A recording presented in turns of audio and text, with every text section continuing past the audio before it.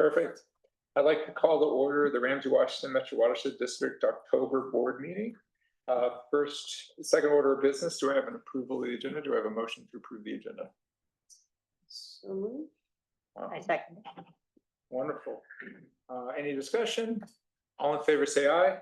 Aye. All opposed say nay. Moving forward to the consent agenda, again, this is to be, all these motions to be approved with one motion. All these items should be approved with one motion. Do I have a motion to approve the consent agenda? So moved. Second. Wonderful.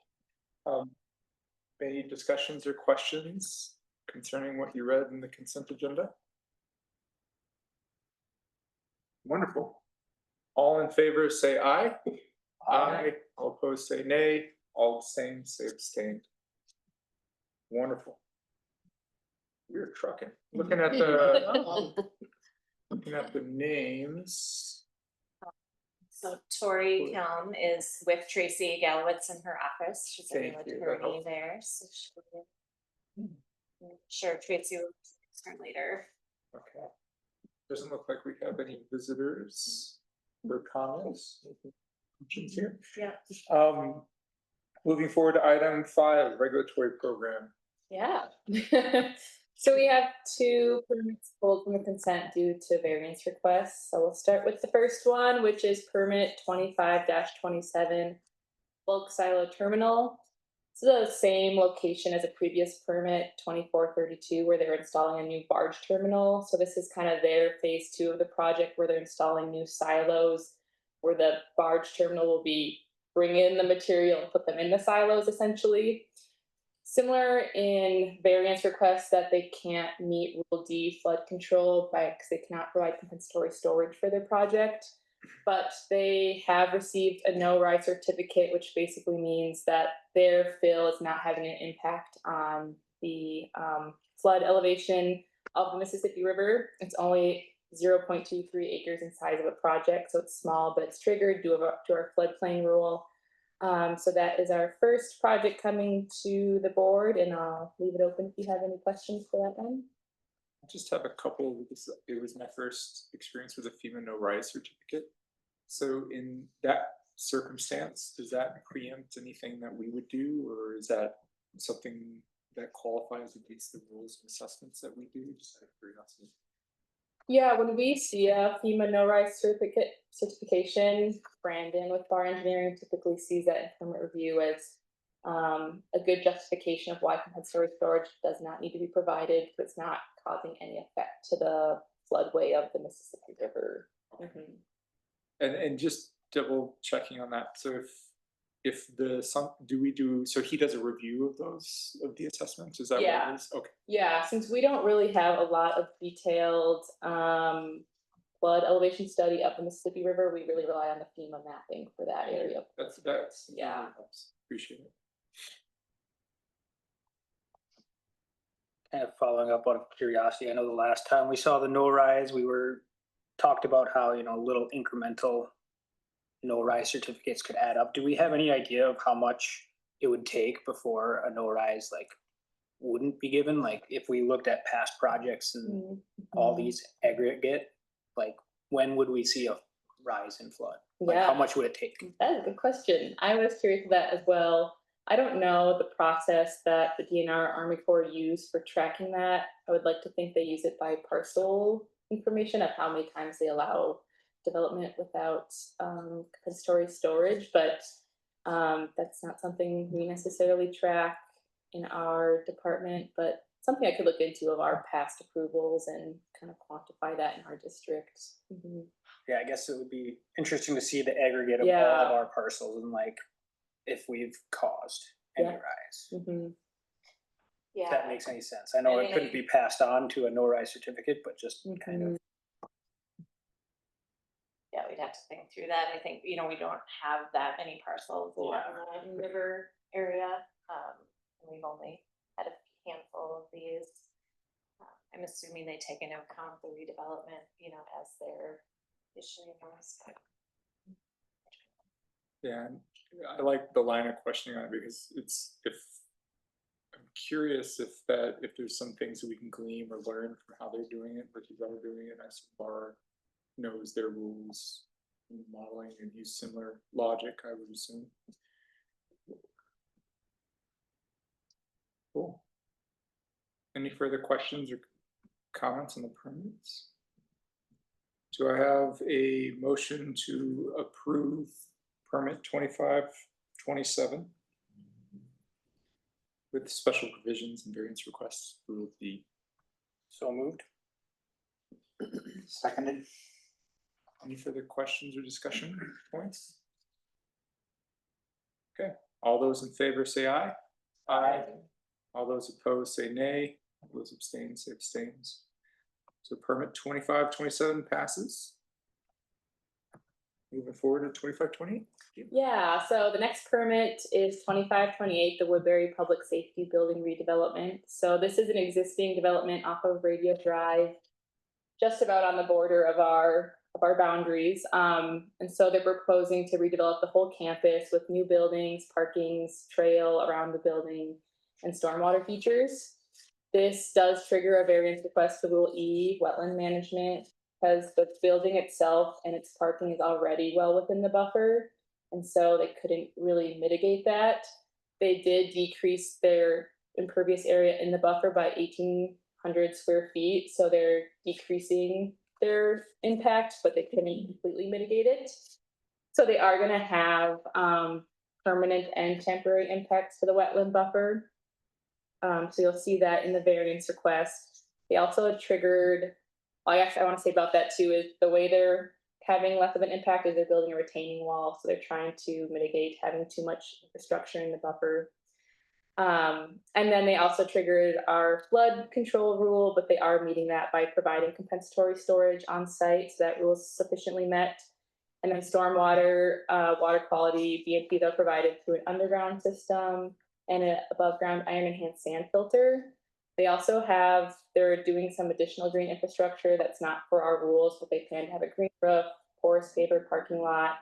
And they're actually working with our stewardship grant team to see if like heated sidewalks is feasible. So they're thinking about chloride management site as well. So not totally applicable to regulatory work, but I thought I wanted to highlight that as well for this project. So yeah, I can take any questions you might have about this one as well. And Kristen Seaman from Woodbury is here too, if there's any questions.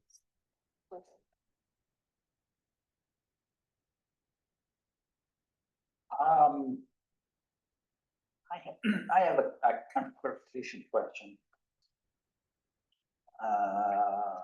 Pull that up. There are actually two figures, page 50 and 54. There is on the south side of the proposed development what appears to be in the final plan that's before us an oval that has both bituminous and impervious and then pervious, looks like pavers alongside of it. And I'm just trying to understand how kind of from the winter ice snow melt, thinking that if the pervious may receive some of the melt water that would come off of the impervious, is it at the same grade? Is it something that they've thought about? What I'm really kind of reaching for is they kind of thought through in their design the best way that they can manage winter conditions. Mm-hmm. That hasn't come up specifically in the permit application. I do know that's maybe part of the conversation as chloride management as a whole with their stewardship grant program. It looks like Ashley maybe it does have an option. And I guess that kind of a follow-up, Ashley, just before you jump in, it was mentioned that we had provided some funds through the stewardship grant for potentially a heated sidewalk. And I think that's either here or City Hall. if you can kind of connect to those and how that's kind of working into the whole kind of plan. Yeah, I can give a quick overview of where we're at in our process. And then obviously Kristen can add to that if she has anything additional. We've posed some of those very questions right back to the city already about the project. You'll hear a whole bunch more about chloride management at the November meeting, including the stewardship grant application for the heated sidewalks with the city of Woodbury. So we're wrapping all of that kind of up. We'll have a nice little package for you guys in November.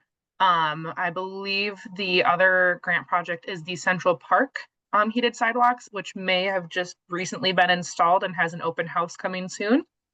So there'll be some additional information that we're probably looking for. Like I said, we've kind of got a whole scoping document we're working with BAR to put together of like, what does chloride management look like for us going forward? And we'll rope that into the watershed management plan. So not a ton of details right now specifically, but we're working through that process. Thank you. I can chime in just about the pavement design. Thanks, board, for having me here. My name's Kristen Seaman. I'm the Environmental Resources Coordinator with Woodbury. The design you see in front of you is very similar to characteristics at Woodbury City Hall and Central Park, which Central Park was done or is currently under construction, wrapping up soon, where we have the pervious pavers in the parking stalls and the drive lanes are regular pavement. This works really well for our snow and ice removal team, that they are able to plow and apply chloride in low spots in areas that do ice up, but they don't necessarily put them in the stalls themselves. There is occasional, like when snow sloughs off of the wheel wells and stuff like that, it could be having ice in those conditions. But this design has worked really well again in both those other two city facilities. We work really closely with our public works snow and ice team to make sure that we're designing better. And then the just because the map's in front of you, the proposed heated sidewalk is around kind of the front entrances of the building, because there is a public facing component. And then if you go to page 50, just 50, that part of the building that goes into the road is the fire apparatus. So that's where the fire trucks will be able to exit directly onto Radio Drive. So there's some heated sidewalk or heated pavement proposed in front of that. There's a little bit of slope for the building, the trucks to get in and out of the building. So obviously we don't want that to be an icy condition. So really good public safety measure as well as low chloride use. Thank you, Kristen. That helps. We had a few conversations about trying to move the needle a little bit in terms of thinking about it at the design stage, snow and ice conditions, and though it doesn't clearly relate to the variance that's requested, I thought I'd ask the question. So Yeah, great question. Yeah, it is something it sounds like you guys have been thinking about and working on. So thank you. I have on the wall management for the 100-year, 24-hour high water line. Have we used that technique to help increase the freeboard previously? Yeah, so I think if I'm understanding correctly, there is basically flow allowed back and forth from the wetland. So it's allowing discharge from the iron enhanced basin, but that's also where compensatory storage is being provided as well as in the basin. And they're allowed to basically provide both in the basin because they have different times, peak discharge times. So the basin will drain before the wetland reaches its peak. And so if it needs to, it will come back into the site. Okay, and so the wall helps protect the structure. That's what I'm trying to just get a sense. So I'm just, I honestly, this is more of just a nuance. I'm just trying to understand this. The wall proposed, it's on page 51, last paragraph. Proposal on the west side of the property within the wetland buffer to provide freeboard low entry. And so the way I internalize that is the wall's helping protect the structure in 100-year, is that? Yeah, the current low entry of the building does not have adequate freeboard, so the wall is helping provide that. Basically, it changes, the water has to come up over that wall Yeah, before it can. okay, I just I didn't know that that was a mechanism for management of that, that's what I was curious about.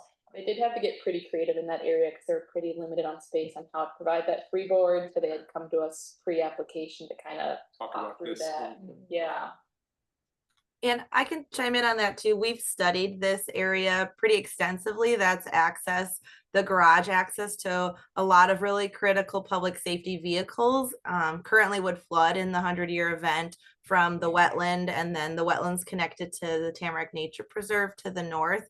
The city operates a lift station, kind of taking it from the wetland north of Valley Creek Road, that we've again studied very extensively in Atlas 14 and other snowmelt conditions. We added a culvert recently in the complex as well. So adding this wall or kind of upping this wall is going to help add that additional protection to allow the lift station and time for all the water to draw down, and while keeping that garage accessible, because really important equipment goes in and out of there.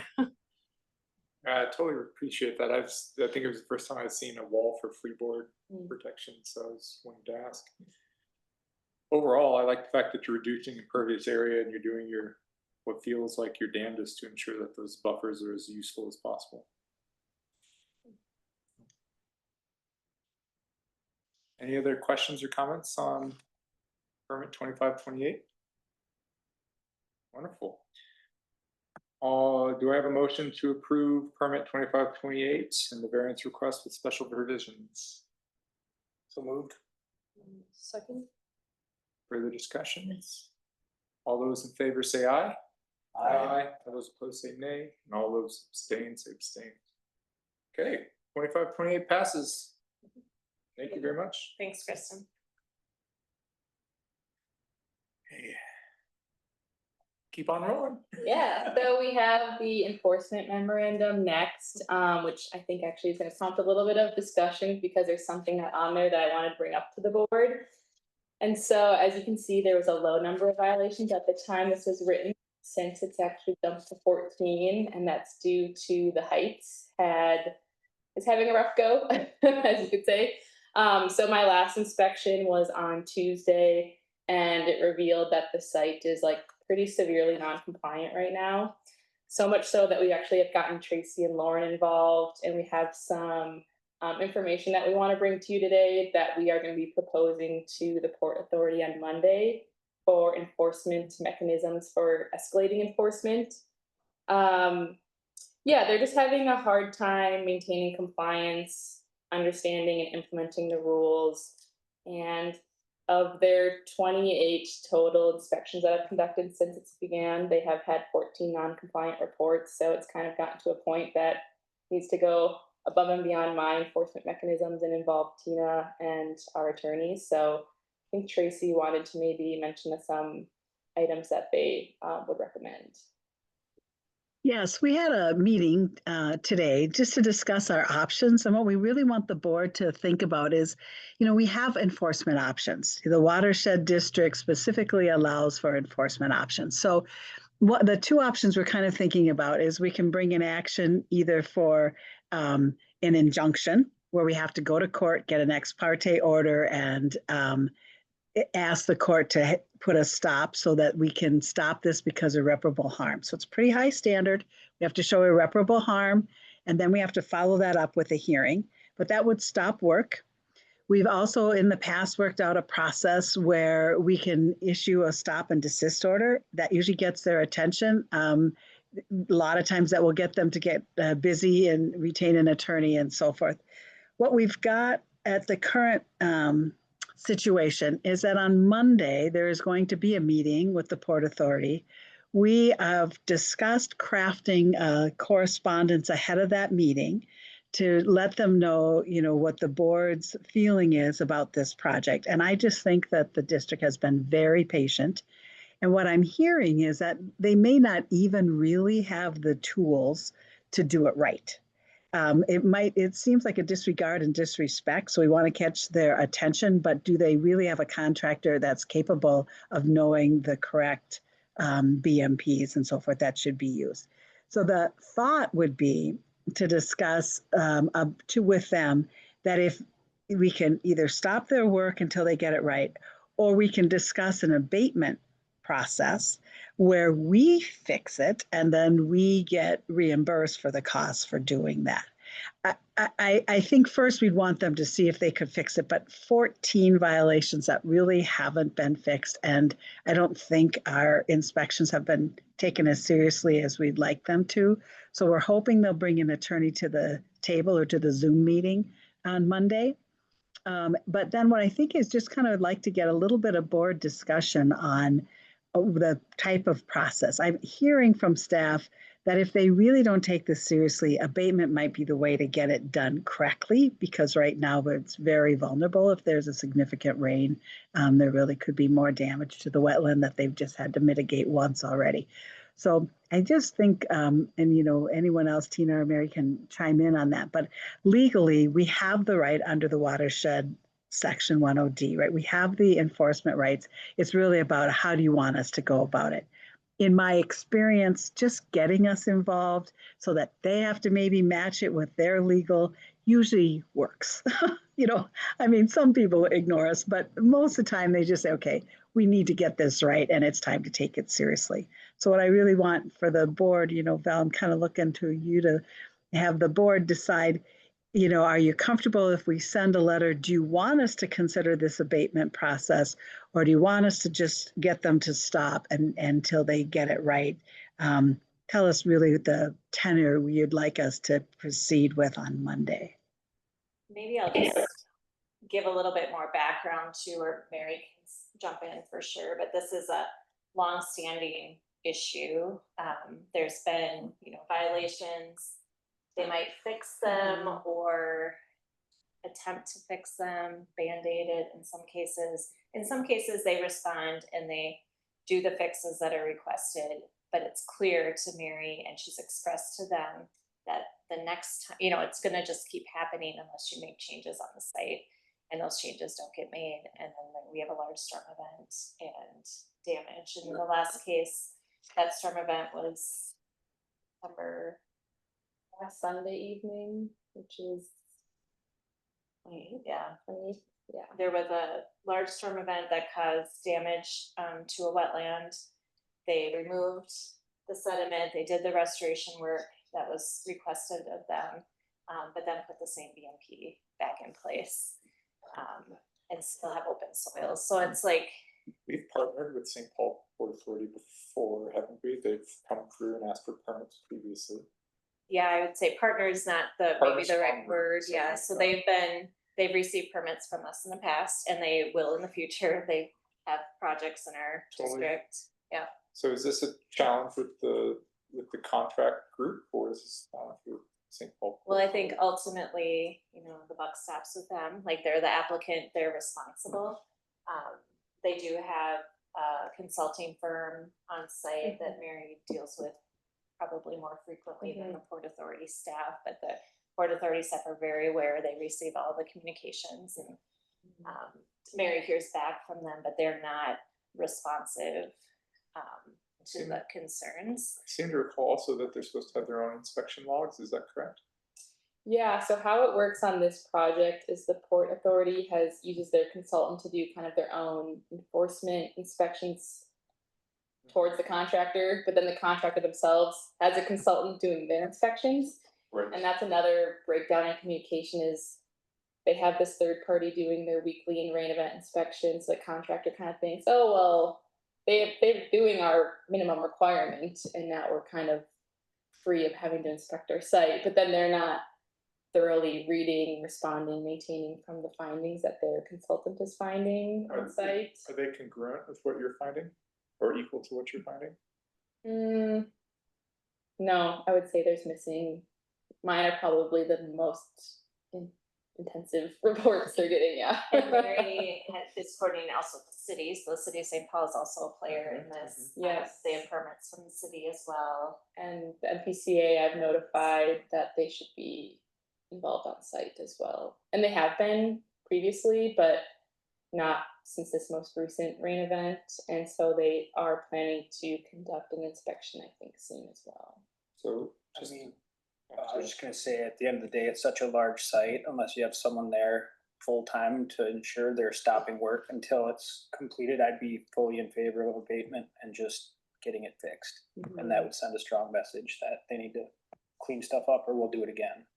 And that was a part of our conversation with Tracy and Lauren was we're not doing this just to penalize them. Like the whole point is like serious environmental damage would probably occur if a rain event were to happen right now with the conditions of the site I saw on Tuesday. And the point of abatement would be, well, we want to prevent that from happening, so get in there, fix it. We're not doing this just to point fingers and yell at you for fun. Like it's because this is very serious to the local environment around the site. What I'm hearing is they're getting it from multiple venues, that they're not in compliance with managing the wetland that's causing damage. I like that Ben jumped to conclusion quickly. I'm in favor of the abatement as well. It doesn't mean that we shouldn't send also a letter. We think you gotta show both ways over communicating. Yeah, I think that letter, would just show, these Would are be the talking options we're about the considering, the board is considering this abatement option. And hopefully that's just enough, right, for them to take it more seriously. What I'm gathering though is that when they do fix it, they don't do it correctly, and that seems to have come across pretty loud and clear. And so in the abatement process, I would assume that we're doing this particular instance for charging back, and so it wouldn't be so much as a consideration, like we're saying we're going to do it, and you're going to have to pay for the work. Yeah. Is that a fair way to summarize what I heard from Tracy? Yes, yes. Yeah. Yes, that's correct. I mean, and it's a lot to put on staff because it's such a short timing, but what we'd really ideally like to do is give them on notice that if we do abatement, here is what we will be doing, and here is maybe the general cost. Now, I don't know if we can put that together by Monday, but we'd want to let them know, give them in a instruction letter that this is what we're really seriously looking at, considering our options, the board discussion, what staff has had to endure.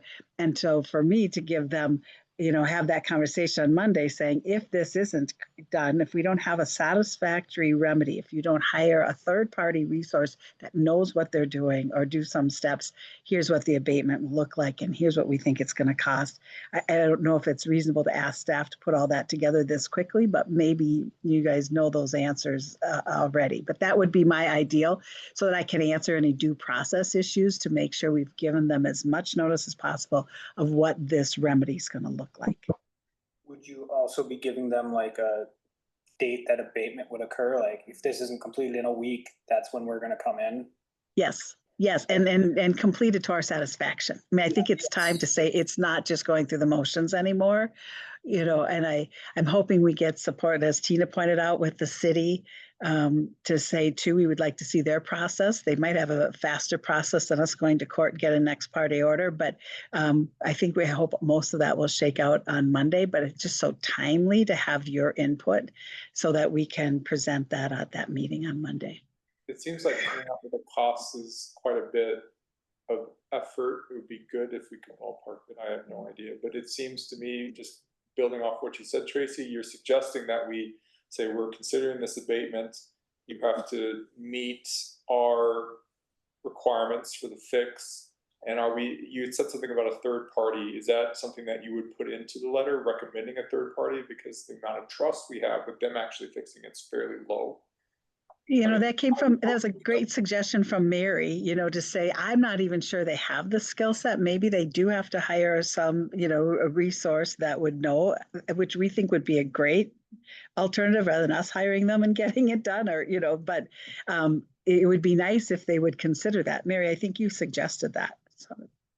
Yeah, I would suggest to them, I attend the weekly meetings, that I value the hard effort that the contractor has put in on the site, but it's clear it's insufficient, and whether it's because they have too many other things to do on site or they don't have the resources, it's not adequate for the scale of project, and that's been communicated like many times. Does that contractor that is, third party, who are they responsible to? Is it Port Authority? Yeah, the Port Authority. Authority yeah. is not necessarily on site every day. It's several different contractors because there's several development actions being done at any one time. And so is that that party Mhm. able to go to any one of the sort of site contractors and say, hey, this is the problem and this is why you got to fix this? Is there a little bit of sort of, pointing fingers and nobody really knows who's the accountability? Ultimately, it's The Port Authority, yeah, and then is that Yeah. kind of what's going on partly or not? yeah, kind of the hierarchy is Port Authority is the owner. They have their consultant who's doing daily construction management. So the Port Authority's a bit hands off in that regard. Their consultant is doing the day-to-day operations management, kind of dictating work for the contractor. Their general contractor doing all of this work, it's just themselves. They do have subcontractors for special utilities and things like that. Ultimately, that general contractor would be responsible for hiring an erosion control subcontractor, which is very common to see on other large scale projects, and I'm shocked they don't have one, Right. frankly. But then there are also private parcels on the heights. So we have our Excel private parcel and Habitat for Humanity private parcel.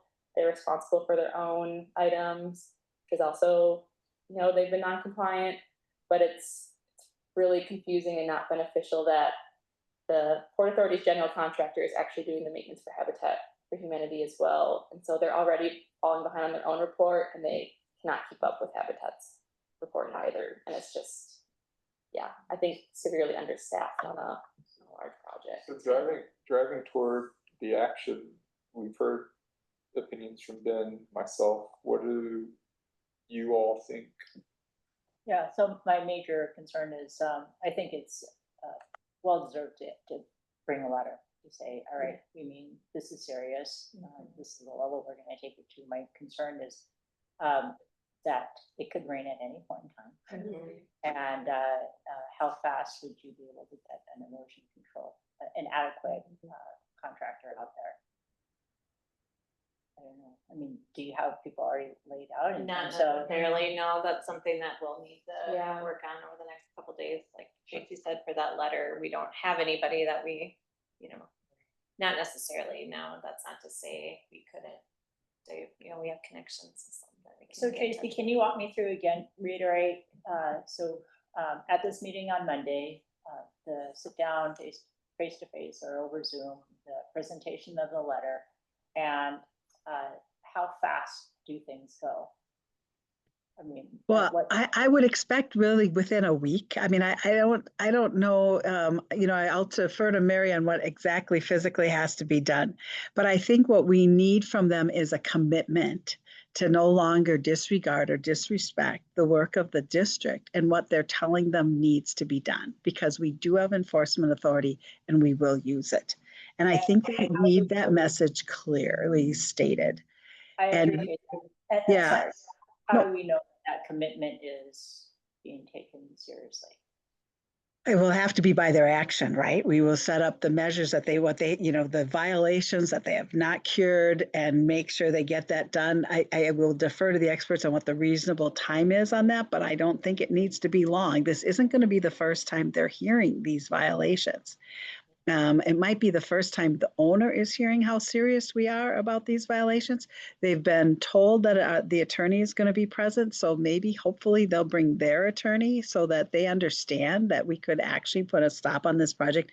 And with winter, when any day, it doesn't feel very winter-like right now, but at any time, their time limit is going to shrink with the coming weather. So I think it's really the goal of Monday is to let them know how serious we are and how willing we are to use our enforcement options. Tracy, one thing I want to ask about too, and for discussion is, this is an active construction site. It's not like if we're sending somebody in to maintain a permanent BMP that's already been constructed. Can we write that into the letter as well as far as ongoing maintenance of so if we go in and we put all these BMPs in place, are we maintaining them through the duration of this project, or is it getting it up to speed to pass off to them, or how do you envision that? I envision that it would be every aspect of the permit. So if that is ongoing until the work is completed, they need to comply with every aspect of the permit.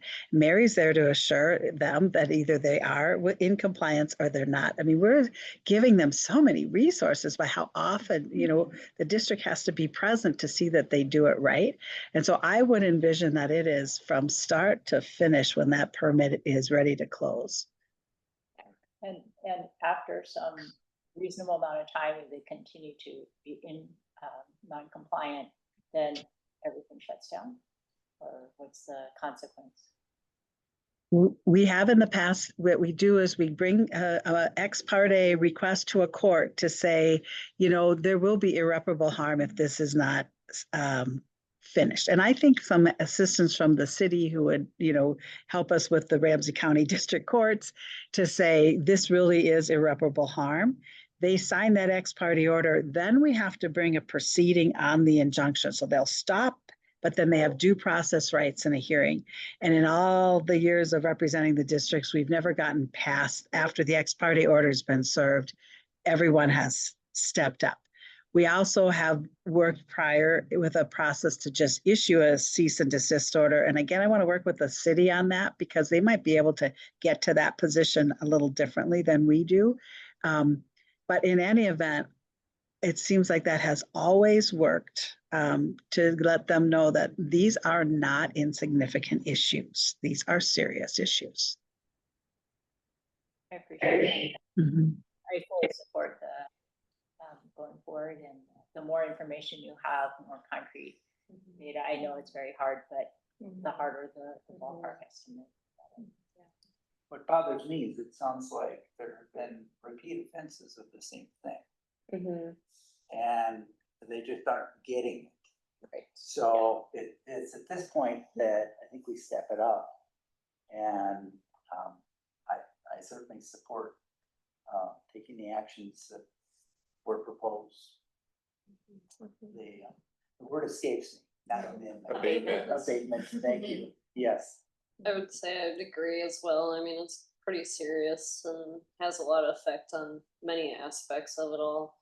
So, I mean, if we can get this done the right way in a timely manner, and I think I'd be 100% supportive of it too. Yeah, I guess that, yeah, just to further my thoughts, the complexity of the site, the size of the site, the reality that there will be exposed soils probably for not just months, but probably years, given the way that the Port Authority chose to develop this. If we don't do something now, it could clearly just continue to be a problem. And as you said, Tracy, we could have, it's October, we could have snow, we could have, basically weather that could shut things down. And, they need to think about the season that they're in and entering into. These have to be corrected now. There's no more time. Do you need a motion to pass an abatement to instruct the staff and legal teams to write both a letter and begin the process for warning of abatement? Do you need a motion, Tracy? Tracy, is that helpful for the board to make a motion? Yeah, I think it is. I think I would couch the motion in language that we have determined that this violation has been ongoing and serious enough to ask that the attorney take the legal action necessary to correct and be in conformance with the permit, and leaning towards using abatement if that means it will get done correctly. Yeah, If somebody could. So moved. Seconded. Couple discussion things. It feels like there were some details discussed here in terms of encouraging a third party, encouraging the adherence to the permit rules and standards. There feels like there's something around inspection. So there's multiple aspects that I know the staff and you, Tracy, are going to do a good job to put those together. I'm curious, if you are presenting a letter on Monday, if you could also work with the city prior to that to get two voices in that conversation. So it sounded like you were on that path. I just wanted to explicitly request. Okay, so that's the motion. All in favor, say aye. Aye. All opposed, say nay. Abstain, say abstain. Thank you for your work, Mary. Yeah. All right, it's been quite a journey. Good discussion, I appreciate your input. One follow-up question. Let's say we do the abatements and we get ourselves in this position again. I'm going to encourage that we skip the abatements and we go forward with, I don't remember the word you said, it was really fancy. Thank you. Little Latin, you know. I just wanted to say, cool. Any other questions for Mary? Came in and dropped bomb. Cooper's doing a great job. Yes, highlights the super doing great. Thank you, Cooper, for your work.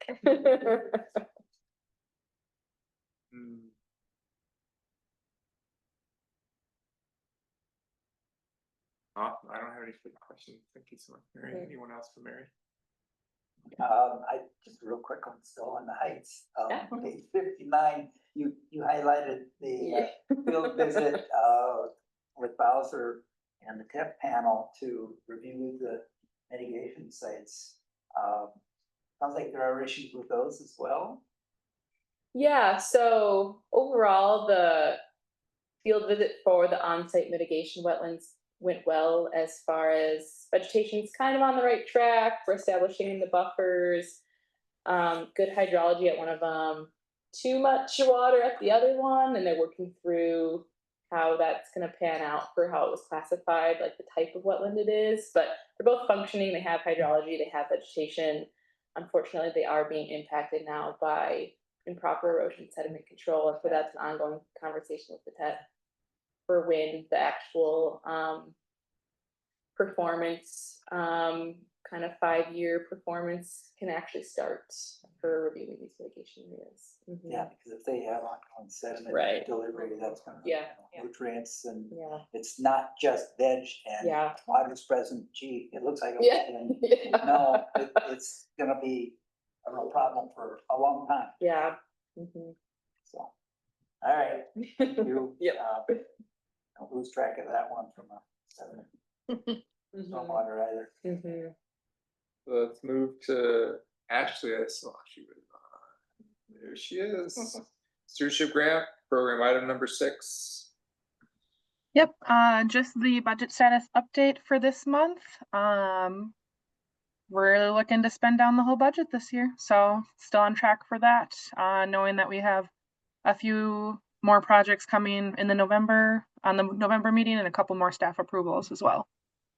So I'll take any questions. I just have a question. I love that the stewardship grant is so popular and so well utilized. The one hole that always catches my eye is the one for the water steward projects. Do you know of anything in the works for that? Not currently. There might be somewhat of a hiatus on having current enrolled water stewards this year, as we're transitioning with staff. I'm a little not in the loop fully with that one, but typically, yeah, okay. Thank you. The Minnesota Water Steward Project, that actually probably could come off the table on this table, because we haven't supported new members now for a couple of years. The program is being re-evaluated, we'll say. And so we haven't had word of what the next rendition of water stewards would be. So that was meant for when we support new watershed, Minnesota water stewards, then their project would be funded 100% for that.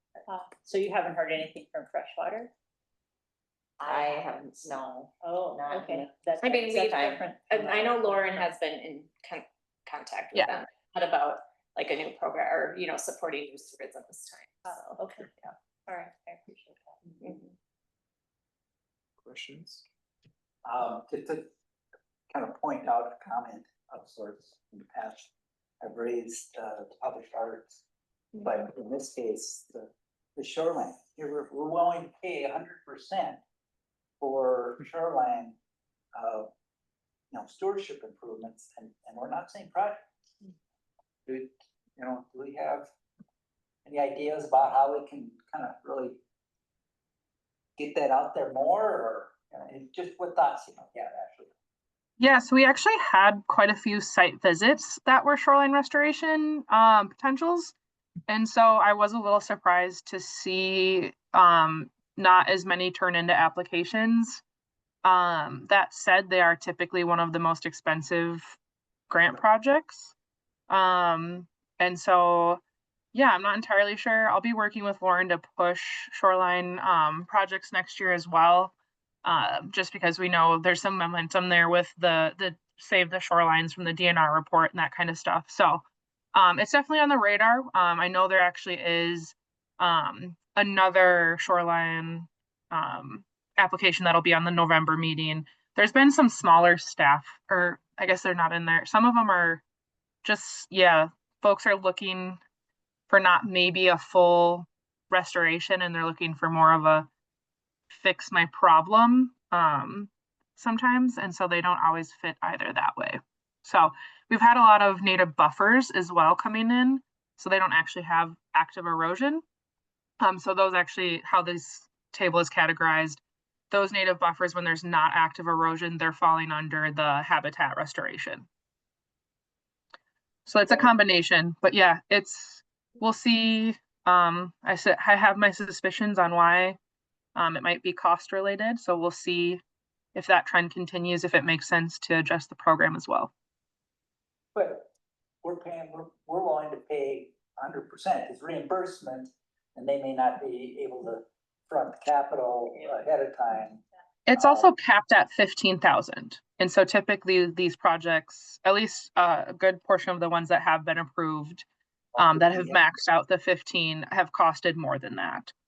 And so, yeah, there has been some concern from residents about having the initial capital to do projects.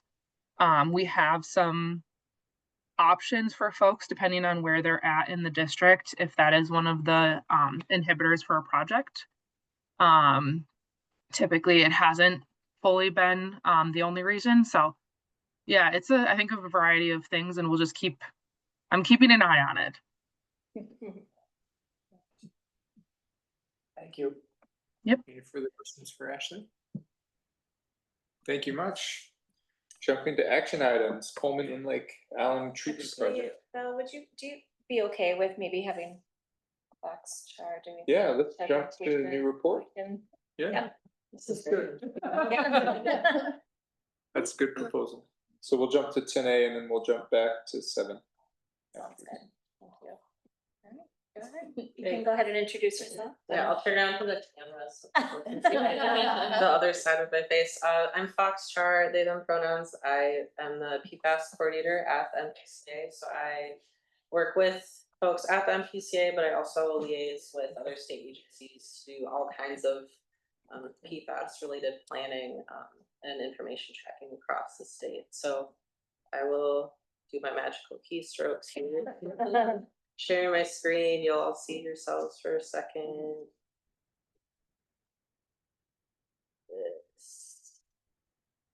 Perfect. All right. And I will just say I did, because this is who I am as a person, change some of the slides slightly. So the ones that are in your packet have changed slightly, and I will send these ones tomorrow to follow up so you have the final version here. But so I'm going to talk about Minnesota's PFAS blueprint and kind of tie it into some questions that had come directly from the district, and then definitely interested in having a discussion if folks want to know more. So I'll go get started here. I never know where to start with PFAS in presentations because people have such different levels of understanding. So we're talking about, for polyfluorinated alkyl substances, some arguments lately about whether or not our state definition includes only alkyl substances, but that's besides the point. So these are kind of colloquially referred to as forever chemicals. We've got, this is PFOS, perfluorooctane sulfonic acid. But you can see the black balls in this kind of ball and stick model are carbons. That's our carbon backbone. And then we've got some other atoms here, including these little 2 red fluorines at the end. So anyway, the reason that PFAS have become so widespread in the environment is because people really like the benefits that they get from using them in different products. So they've been manufactured for several decades, including in Minnesota here, and they're used basically to repel water and oil and grease and all of the things. They're quite good at that because of how they are. So that's why they've kind of made it around. This is our really nicely done graphic. I did not do this, I will not claim it, but kind of just shows the cycle of how PFAS are developed. You know, we've got industrial activity here. PFAS are only human-made chemicals, but they end up in direct emissions into the environment, either through air or direct discharges of water. In the case of the East Metro, and I'll talk about this, we have old industrial waste sites. But then, of course, there are also products made with PFAS. And so humans here, this little human person, exposed in a variety of ways, and including through drinking water. We've got our crops and farmland over here, and then this whole kind of waste. So we're trying to move away from saying that they're everywhere and that they're ubiquitous, but PFAS contamination is very widespread. So that's where we're at. In Minnesota, we kind of started our PFAS journey in the early 2000s. We were notified by a certain company that they had started detecting some of these chemicals in their own groundwater wells. And so maybe the state should start looking too, and we did. And lo and behold, we found those things in groundwater outside of that area. So over the past 20 plus years, the MDH in particular, Department of Health, and the MPCA and others have been continuing to investigate where PFAS are in the environment and what sources may be there. Studies looking at the health impacts, the human health and ecological health impacts of these chemicals continue to be generated. And as more interest is kind of going that direction, we see kind of that snowball effect of more and more research. And then, of course, those things in the environment impact our waste stream, impact our fish and wildlife and habitats, and of course, air emissions. So we're finding PFAS from a variety of different sources and in the environment already. Can I ask a question? Absolutely. Is the air, so you're measuring PFAS in various air vents? Is that what that's implying? I can answer that more fully in a little bit. Okay. That's like the ideal. Yeah. Okay. There's some nuance. If you don't mind, I can Yeah, address it. please do. I think this is to mostly, and on this slide at least, is to imply that there are air releases of PFAS. So as far as health effects go, we have very strong toxicological evidence that there are immune suppression effects, developmental effects, and reproductive effects from PFAS compounds. They're also considered likely to be carcinogenic by EPA, which is about as strong a statement as you can make, at least for PFOS and PFOA. So there's science, there's research that backs up those claims, despite people sometimes trying to argue otherwise. Exposure routes, like demonstrated on that image, that video. Drinking water is a big one. It's not necessarily the main exposure route for people, but it can be depending on the nation there is. And I think it's drinking water. It's personal for a lot of people, right? Like you need water, and so having contamination there and in your food or other things that you're eating or ingesting is hard to know that that's there.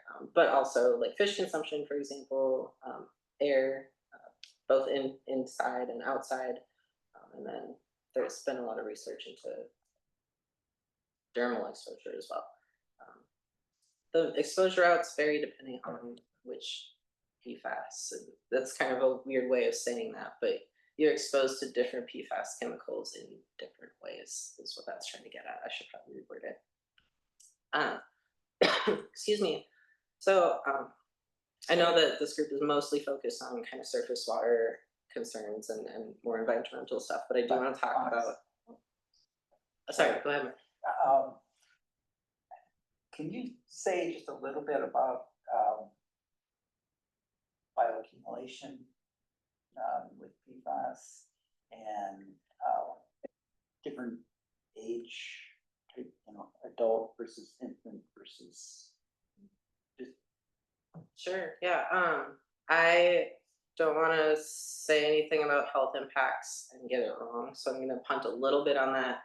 They are accumulative, they are bioaccumulative, and they are very persistent. What we're starting to find with PFAS, a couple of things that are different than other kind of historic pollutants.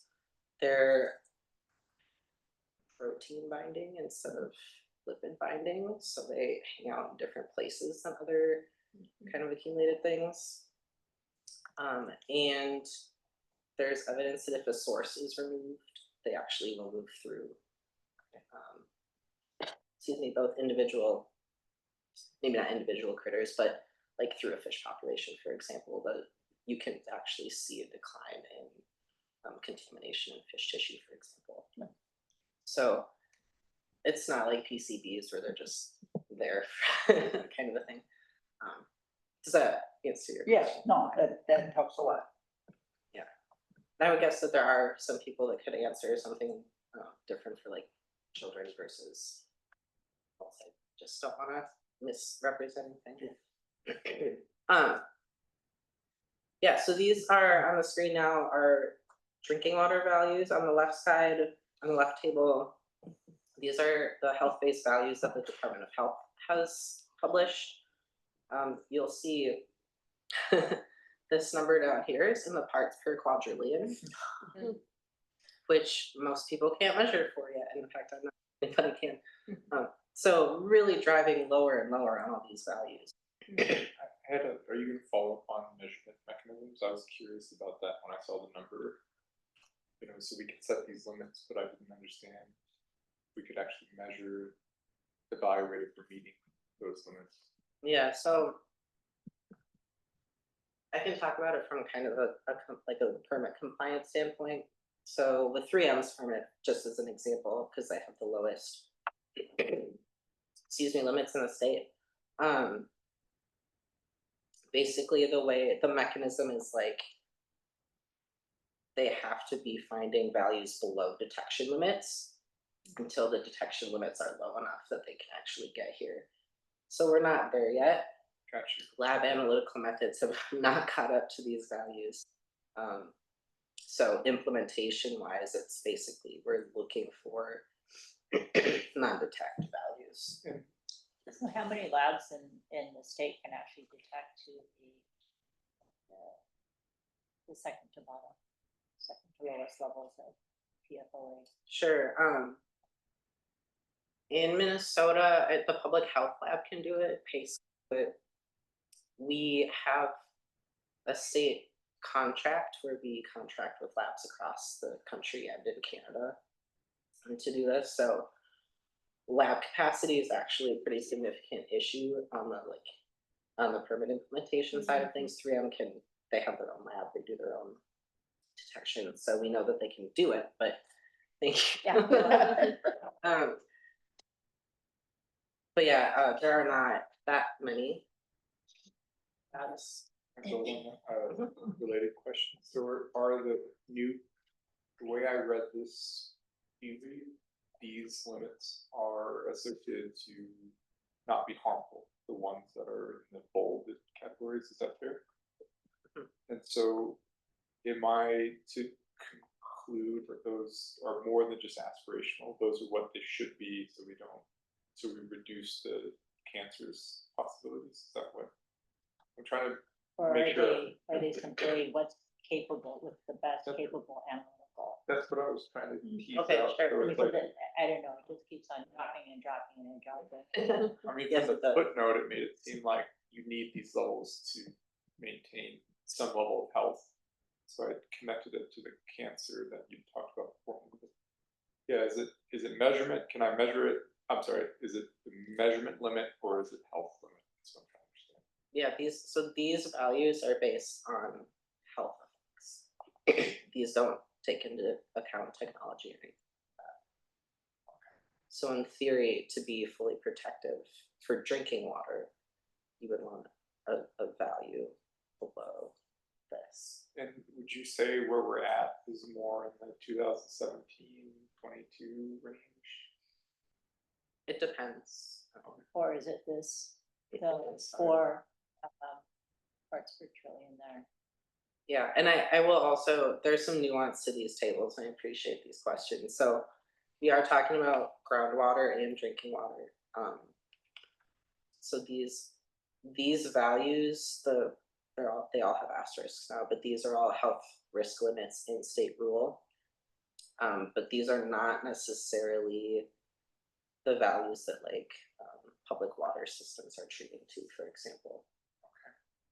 These are values that the MPCA, for example, will use in our remediation programs. So if we're trying to remediate PFAS in contaminated groundwater, are the values we would look for.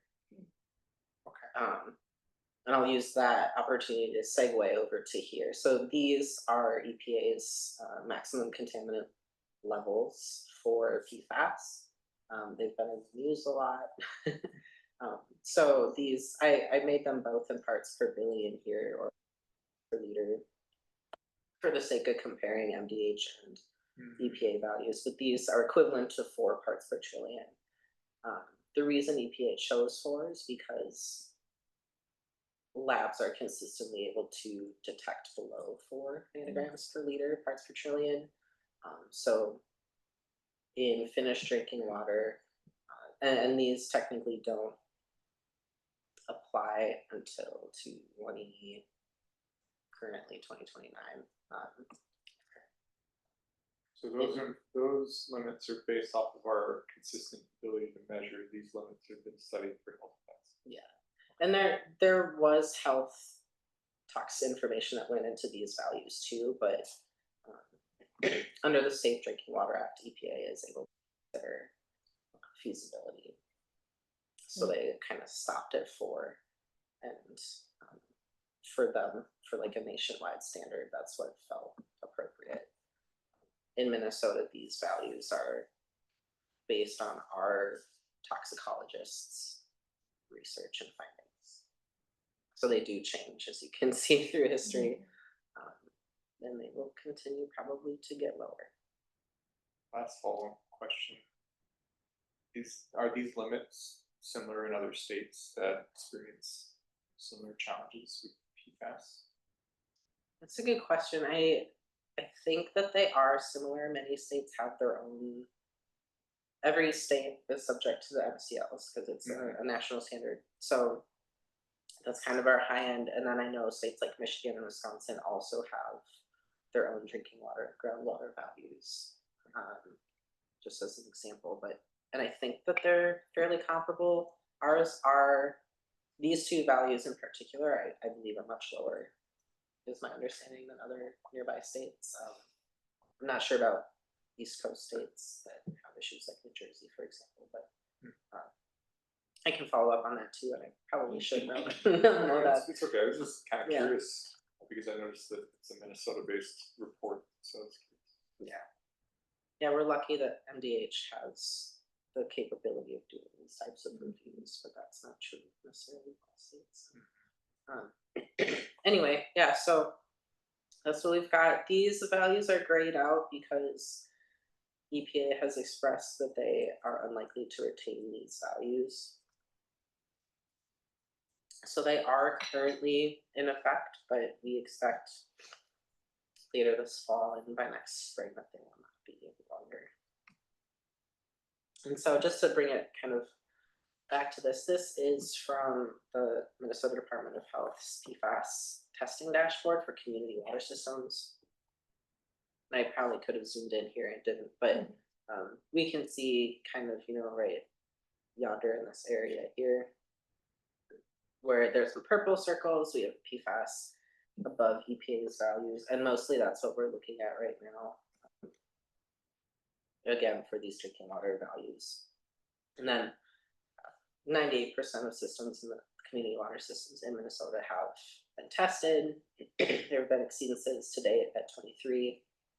An exceedance is defined as a quarterly kind of rolling average of PFAS greater than the MCL. So that's at least 4 samples in a row that are coming in with concentrations greater than 4 parts per trillion, for example, for PFOS or PFOA. And then this was a question we got from the Clean Water Council, but about who's paying for the drinking water treatment in these areas. Kind of depends on where in the East Metro, more eastern East Metro, we got 3M settlement money and kind of going down from there. But I just wanted to pull that in here as an example. I will also note that all of the community water systems with exceedances are groundwater systems. There have not been any surface water system exceedances, so that would include like St. Paul Regional Water and Minneapolis. So that's just an interesting note here. So to bring it all kind of back together then, in 2021, several state agencies partnered on this PFAS blueprint, which is intended to be kind of not an explicit strategic document per se, but basically it was a collection of 10 kind of topical white papers on different ways to address PFAS contamination in Minnesota. So you can see them here. We've been working in each of these areas, both at MPCA and at other agencies. MDH, of course, like I said, is involved. DNR is involved. I've had to poke people from like revenue for information. So I talked to a lot of different people, and there are a lot of opportunities and challenges in each of these different kind of areas. So I don't necessarily need to talk about all of them just for the sake of time, but we are working on them, and I can answer questions if folks have them. But more or less, those 10, the focus of those 10 areas fell under prevention, management, and cleanup or remediation of PFAS. So really big on prevention. Management and cleanup are much harder, which is kind of an interesting problem to have in a lot of ways, because prevention is very kind of policy carrot and stick based, and then managing waste and cleaning up is a little bit different. So I'm going to go backwards and just talk about these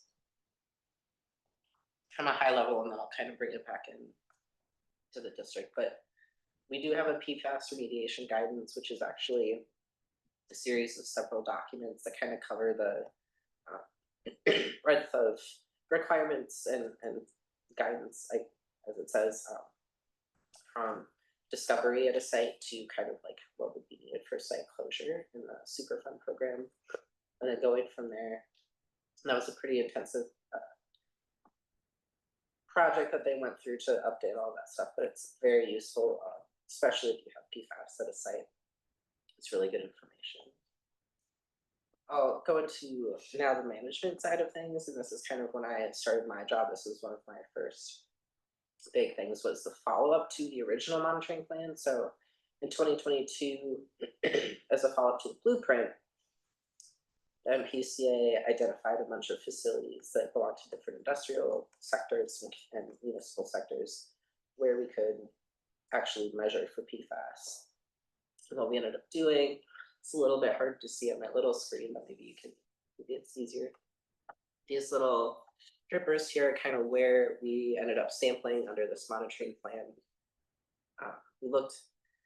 We hoped to look for air emissions and actual emissions testing and emissions reporting, industrial wastewater, including processed water and finished wastewater, direct discharges to groundwater or surface water, wastewater, landfill leachate, and landfill, sorry, not leachate, but landfill groundwater monitoring wells.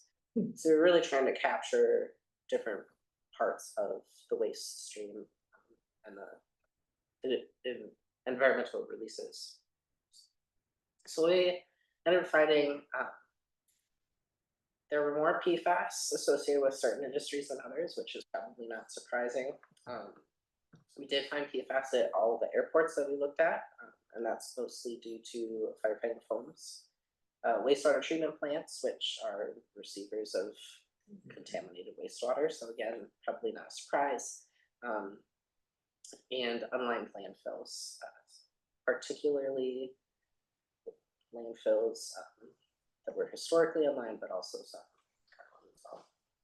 And then based on the results, we kind of moved forward and have been working on developing implementation plans, I guess, for each of our permitting programs at the agency. So our stormwater and wastewater programs and air have been kind of grappling with how do we actually address these kinds of releases in a meaningful way through permitting. So again, for the sake of time, I will take a deeper dive in, and I got a question, to look at where we're actually, what kind of data are available within the district and what those data show. So this is one of the graphics I was waiting for, so this is not in your packet, but what we see here, these are surface water and stormwater samples that have been collected over time, and they're only green because these are all detections of PFAS. There were no non-detections in these sample locations. So we've got Owasso up here and coming down to Battle Creek, and yeah, so you can see that where it's been looked for, or whoever generated these data have found it. No one will be surprised to know that pigs has the highest concentrations, which is kind of an extreme example because of the dump, of course. And then I wanted to throw like Owasso in here just as an example of what the lower end looks like. So in that case, there was a detection of 1.9 nanograms per liter of PFHPA, which is a specific PFAS compound that we don't actually have a health. And that's record for. parts per trillion, right? Yes, this is parts per trillion. So it meets the standards we saw earlier in terms of safe drinking water standards. It would. There's no standard for this specific chemical. Forgive me, I was just Yeah. thinking about it as it pertains to drinking water. Yeah, yeah. And another question, Fox. Were all of those samples and analysis conducted by similar labs? Or So this was just like a big data dump, so yeah, I could investigate that. They should all be QA/QC. This is a pull from our accuracy. I was thinking kind of on that low end, some labs may have a little better capability than others. That is true, and it depends on the sample itself too. The method detection limit, and I am not a lab analyst. I still can't look through microscopes or anything like that. I haven't figured out. There's a method detection limit, which is like the lowest concentration that the lab can analyze for, and then there's a reporting limit. So these are above the detection limit, but not necessarily above the reporting limit, which is like what the lab would be comfortable with saying, like, this is a real value. So even this 1.9 was above detection, but there's still some, like, the lab wouldn't be like, yes, that's for sure exactly what that value was. And we even found just the amount of solids in a water sample that the TSS like really throws off the lab limit. So it's, I want to say it was like more than 5% suspended solids that just like Well, made then it. Battle Creek probably isn't very. Yeah, so like that kind of thing really Yeah. impacts how low the Yeah. detection can get. But anyway, so that's what we're looking at as far as data for those. And I will say the drinking water standards you'll see again on this slide, because in Minnesota, the way that our Class 1 water quality standards are currently written for surface waters, EPA's MCLs are all incorporated by reference. So we do have surface water quality standards that are equal to 4 parts per trillion for PFOA and PFOS in the state of Minnesota. And we are working on figuring out what that looks like as far as like impaired waters assessments and things like that. Class 1, and I'll talk about this in a little bit too, also includes groundwater.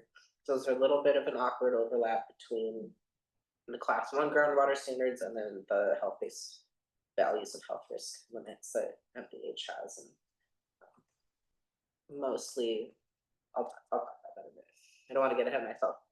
So on this image here, I think for the most part, the actual boundary, if I'm not mistaken, is like over here. So I think we're just west of this kind of western terminus here.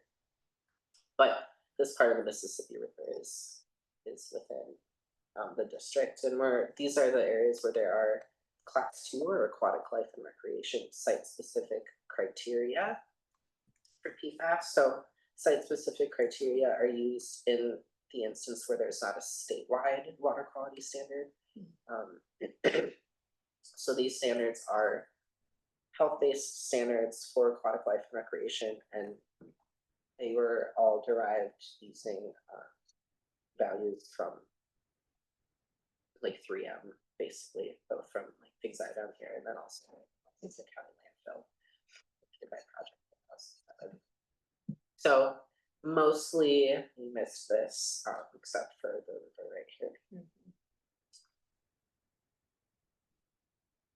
I do want to talk about fish consumption guidance briefly. So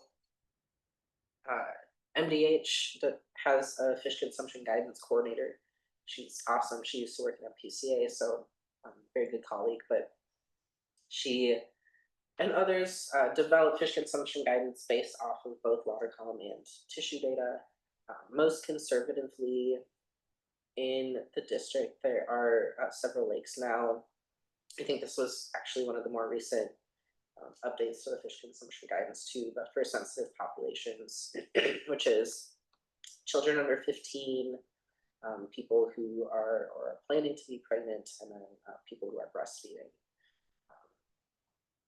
There's kind of a general like do not eat advisory for many lakes, and then for those same lakes, for the non-sensitive population, so to speak, the recommendations are to limit meals, but those recommendations are based on species, on fish species, again, going to bioaccumulation concerns. So I just wanted to include the MDH and DNR just kind of work together to change how they share fish consumption information. It used to be like PDFs with lists of lakes and streams, and they have moved away from that and now have incorporated consumption guidelines and advisories into the DNR's Lake Finder. So this is what you would go to use Lake Finder, and if you Google it, it'll pop up.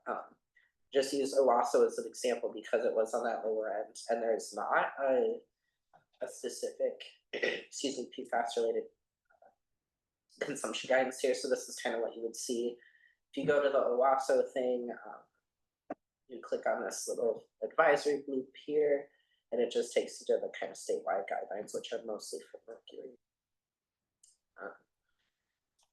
Then, just again as an extreme example of what you would expect to see, would you make the choice to try to fish at Pig's Eye?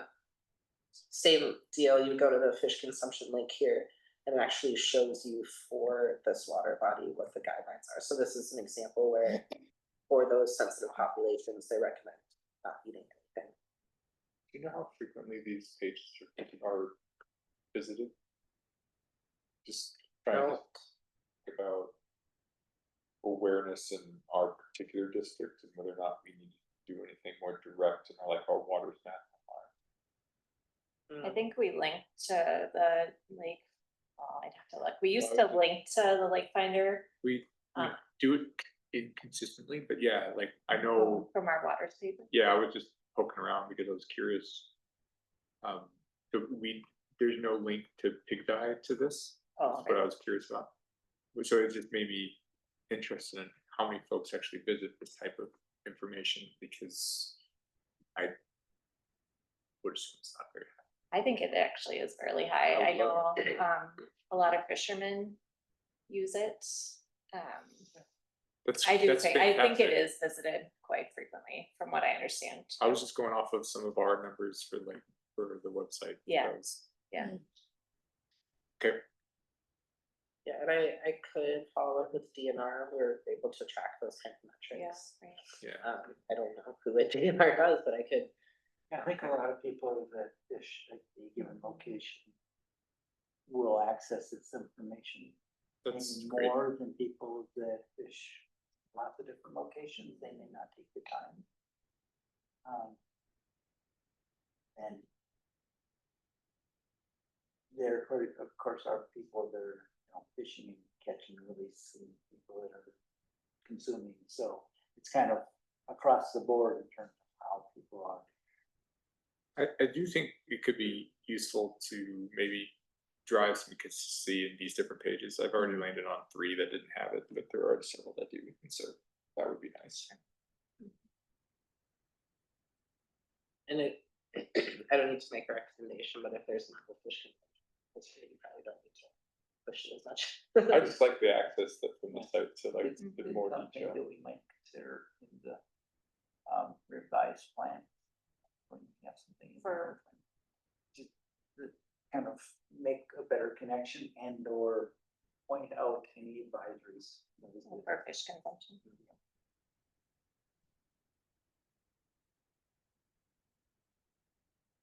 Sweet.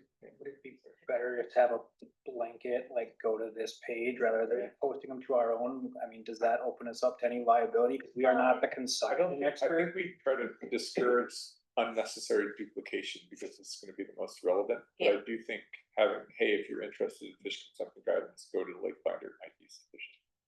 But there seems like it needs to be consistently represented, but you don't wanna duplicate information. Well, the Lake Finder has a lot of information on it, elevation information, totally agree. and part of the issue, I'll say issue, is that I would get comments from people that say, oh, this information is outdated. Well, we don't update that, Correct. that's, the DNR does that on their own schedule, their own pulling the data from wherever they pull the data from, but I think fish consumption is a different category, if that gets updated, that's a good place to find that information. It's the most up to date.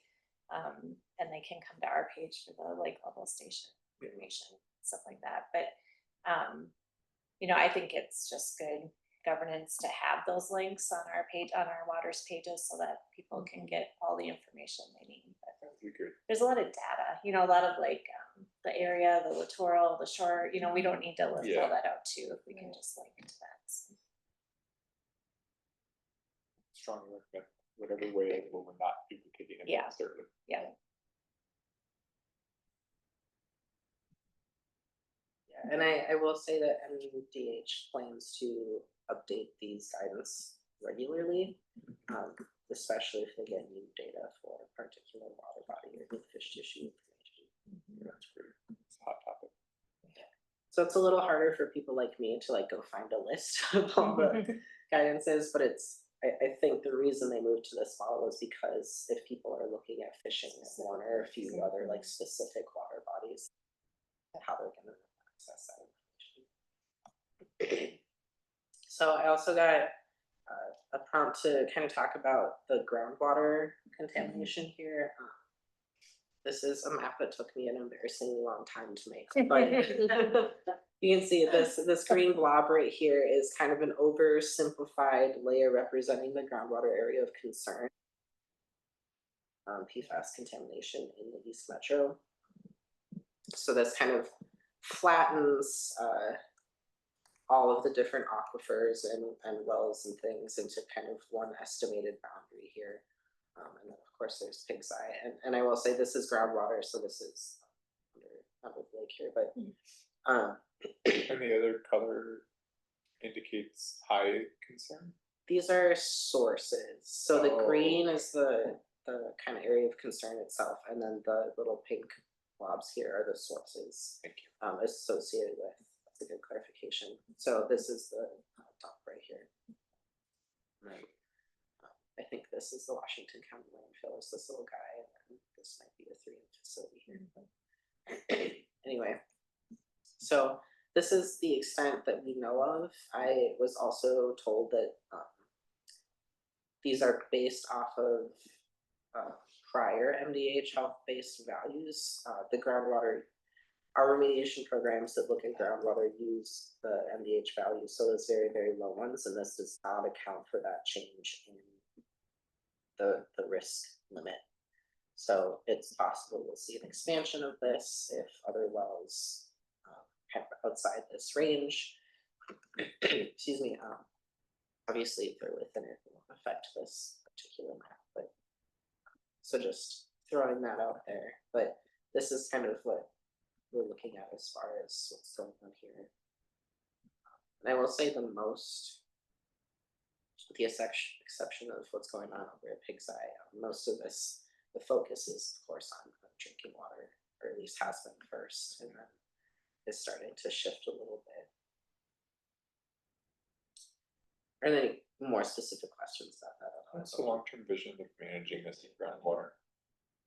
Great question. I think we're still trying to figure out how to do that. There are a couple of different main ways that one could look at trying to like stop the plume. For example, there's like pump and treat, which is where you pull out the groundwater and treat it, and then it goes somewhere.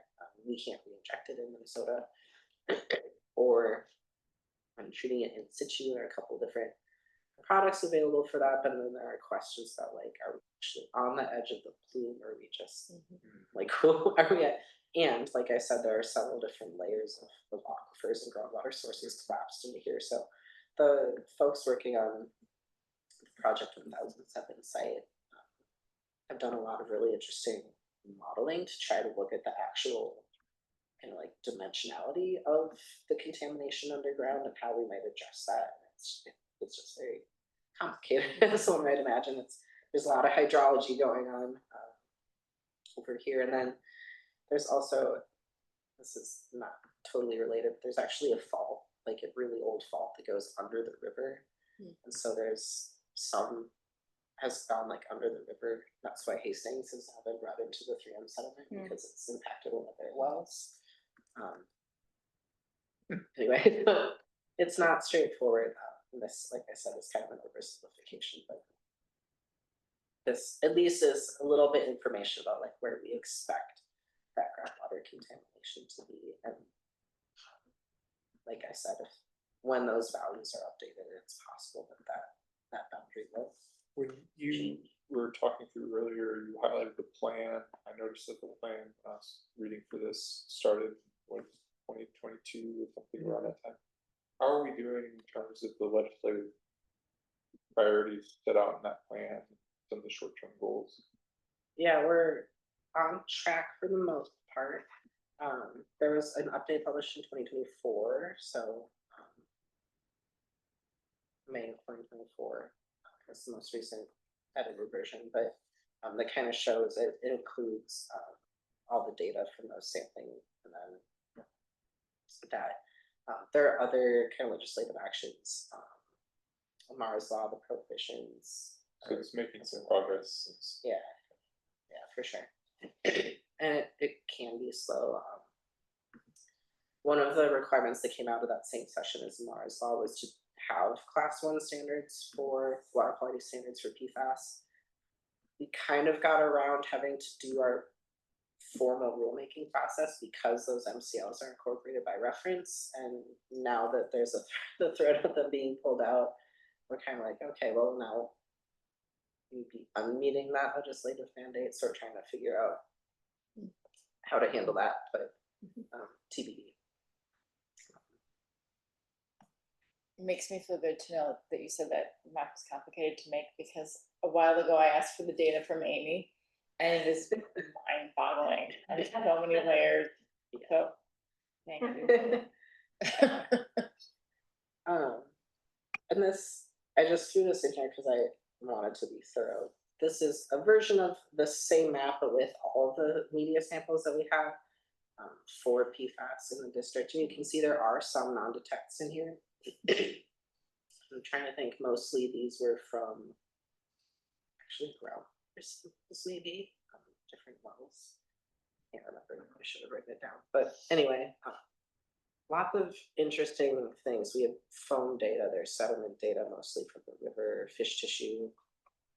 And then of course, all kinds of water data, all kinds being relative, but I thought it was really interesting. There was a bunch of foam sampling in Battle Creek. I'll use that as a segue. So in the East Metro, and again, a lot of this work is happening a little bit further east. But there are parts, I think, of the district that might still fall into the priority 2 areas. And if I'm not mistaken, maybe you've thrown your hat in for some grant money. Yeah, Okay, 2 projects. that's not public yet, so I Yeah. look it up, but I Yeah. thought you had mentioned it in a meeting, so at least on the DNR side. It's not public yet. Anyway, so priority 1, of course, like I mentioned, was drinking water through the 3M settlement. And now that that's kind of moving forward, DNR has released the priority 2 grant money, and we're expecting to hear, my understanding is we're expecting to hear the public announcement of those award winners next late winter. The Pigseye Dump Task Force was another legislative group that was formed, I think in maybe the 2021 session.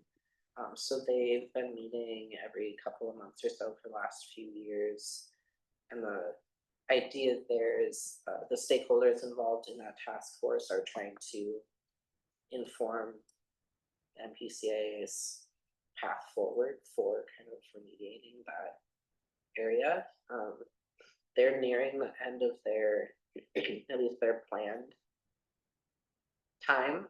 February of next year is when they expect to have their final recommendation to the legislature. So we'll look for that. Those meetings are public. They're every 2 months. The next one is next week. They happen during the workday. So I think if people are interested, they could potentially tap into that. And Eric on our staff has been involved in all of those too. So yeah, I was looking at meeting notes and I couldn't tell if anybody from Ramsey-Washington had been there, but that's great. And then there was a question about treatment and destruction, and these 2 things again are not within your district boundaries, but there have been a couple of kind of pilot tests. Tavern Park, which is in Lake Elmo. I apologize for this acronym, but I did it for the sake of not adding extra line. It's surface activated foam fractionation is what that stands for, which is basically like they agitate the water and it foams, and then they scrape the foam off the top and continue the process. And then, so that's a treatment or removal option, and then electrochemical oxidation is a reduction technique. So basically they were trying to do an in-place pump and treat and destroy. Those data are forthcoming. And then this, I don't know if it was the city of Lake Elmo or who exactly in Lake Elmo was working on this, but they had a similar project where it was like there was a trailer on site doing PFAS destruction.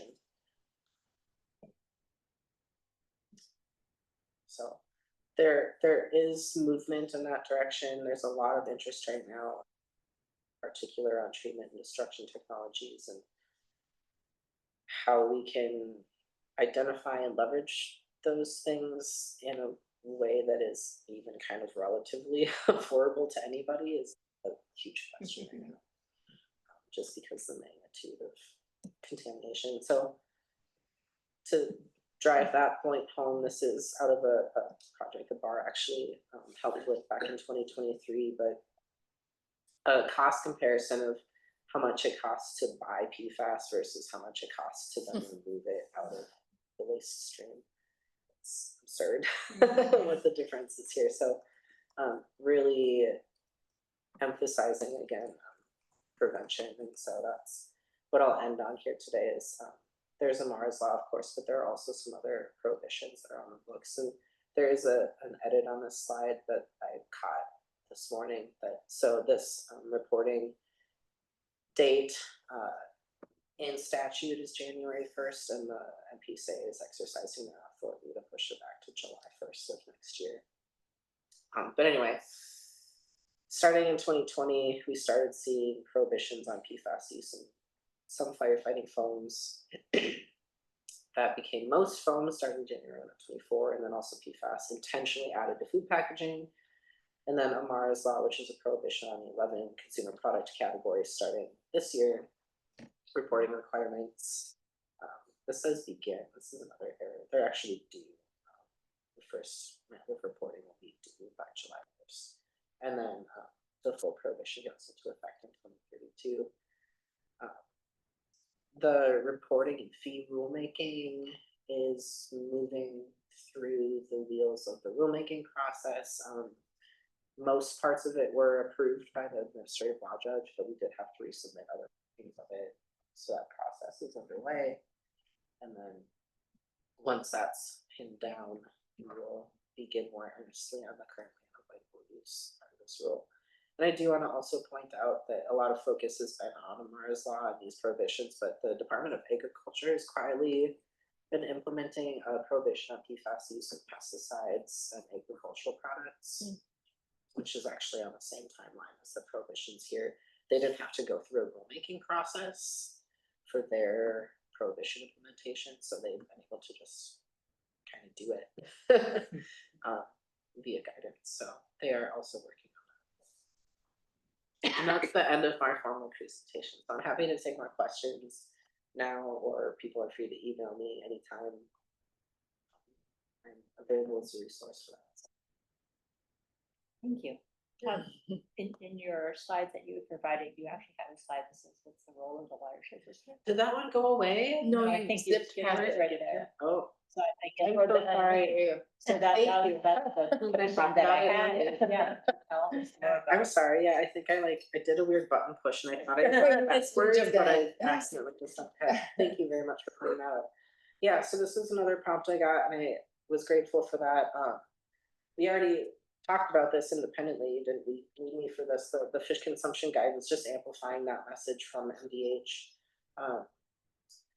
Amplifying messaging about prevention. I think that might be tricky as a watershed district, right? But you have events and you're involved in the community. And so like those are opportunities to talk about potentially like an example of how we can prevent pollution through, I had mentioned like this carrot and stick kind of thing earlier, right? But like policy driving that kind of change. And then it sounds like there's already involvement in the task force. So I just like, I wanted to throw that out again because it wasn't clear to me. And then other ways to ask questions, and I actually wrote this example question before I knew that we had phone data, but like, are people in the district saying like, hey, what is all this foam in this creek? Or like, are you hearing other kind of things like that? Or what kind of violations of like stormwater protections are you seeing? Like, could any of that be impacting potential, like obviously yes they are impacting water bodies, but like are there any overlaps in those sources and places where we might expect to find PFAS based on all of our sampling, for example, or like what, aside from phone, like what kind of information or questions are you hearing from people visiting waters and going to events, things like that? So just like raising those things that people like Amy or myself, or starting to ask those questions of people, and even if they don't know the answer, it's important to know that people are asking the questions, because that helps us figure out where we have communication gaps or like where we can support other partners. We do. Thank you very much for drawing me back to the slide. We do have, the report of problem on our website. We do occasionally get questions or comments from the public about seeing things like foam or sheens on the, like oil, like sheens on the, so we do explore those, we do investigate those. If it's deemed to be something that's attributed to like a spill, an illicit discharge of some sort, we go through the process with the state duty officer, and go through that process. We did have a foam, this was a few years back on Battle Creek, and I think it was attributed to a fire, a fire incident upstream, car fire, I think it was, that foam had been, or the fire suppressant had been used, and that's what attributed to the bomb. At least that's what we surmised from that, but so that's a good reminder that we do get those questions, and we do track those and keep as part of our MS4 mechanisms. Yeah, I've been working with our MS4 program to try to figure out how we can address PFAS through, like, meaningfully through the MS4 permit. Yeah. It's mostly through BMPs, right? But, Right. it's a little trickier Yeah. than our industrial stormwater permits. Yeah, the detection, it might be around, like you said, if you're seeing foam, are we monitoring for that or measuring that or?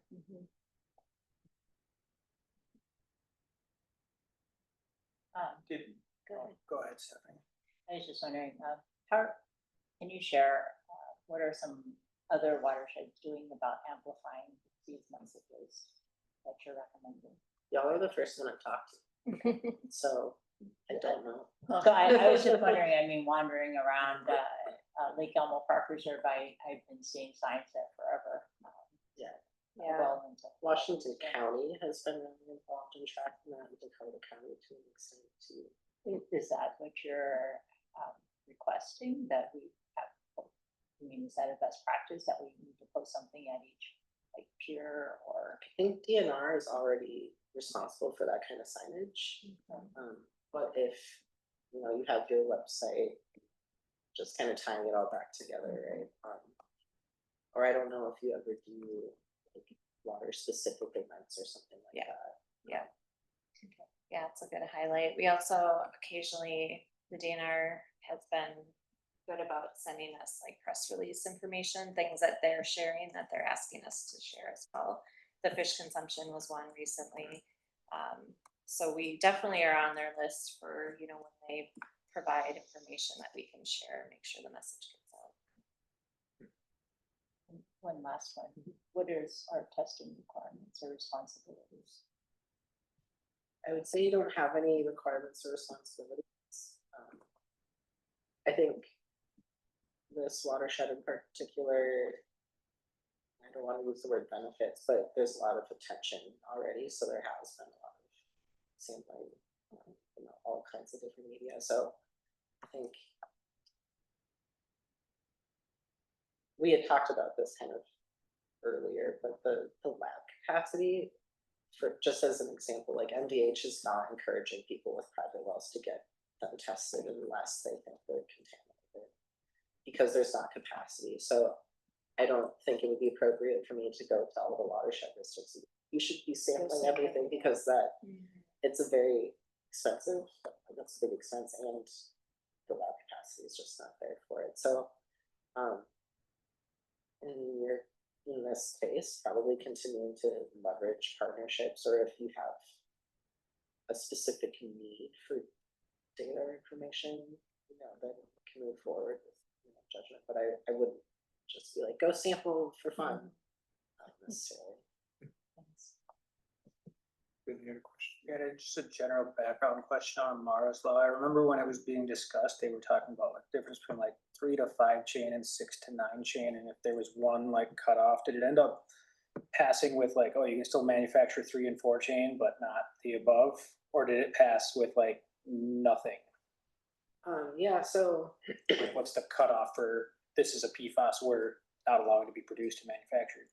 yeah, under Mara's Law, and actually in a couple other places in statute, Minnesota's definition is any, how is it exactly? Any fully fluorinated carbon atom, so at least one fully fluorinated atom. So it includes ultra short chains. The EPA, for example, doesn't include up to like fluoropolymers, the very long chain thing. So it is very inclusive, which is consistent with other state definitions. I think this is really great. If you don't mind, just in the interest of time, if we have follow-up questions, we'll direct them your way. This is very helpful. Yeah, I'm, like I said, happy to reconnect with any other information or whatever. So Definitely answered my questions. So thank you. yeah, thank you for Yeah. the invite. Thank you for coming. Thanks. Thank you. Thanks for Appreciate it. supporting. Thanks, Amy. I learned something about represent, so it was great. Amy, do you want to introduce yourself too? So I'm Amy Tim, I'm from the MPCA, also I'm a watershed project manager, so I kind of am this liaison between watershed district and the MPCA, because it can be hard to find people and get the right context and get to where we need to be, so I'm just that person there for you and for the watershed partners and stuff, so, related to your question about what are the other watershed districts doing, they're all kind of in the same boat as you, like, what can we do to do more? And it's hard to say right now, like, yeah, so, yeah, we're hoping to keep moving the science forward, right? And so, see what we have, so, yeah, thanks for asking to have, you know, the presentation and to have the interest and to keep moving it forward, so, yeah, you're all doing great work. Thank you. Thank you. And thank you for the Yeah. water. Yeah. Thanks for coming. Thanks a lot. And I will say that within the last 2 months, there was a great investigative report done by News 9, so you can see that, check it out on PFAS, so the history. Really catchy and terrifying. Yeah. Absolutely. Grab Thank it. you. We all need more of that. So let's jump, Place I can wash. No, just, we got it. We'll take care of it. Thank you. Thank you. Yeah. Thanks.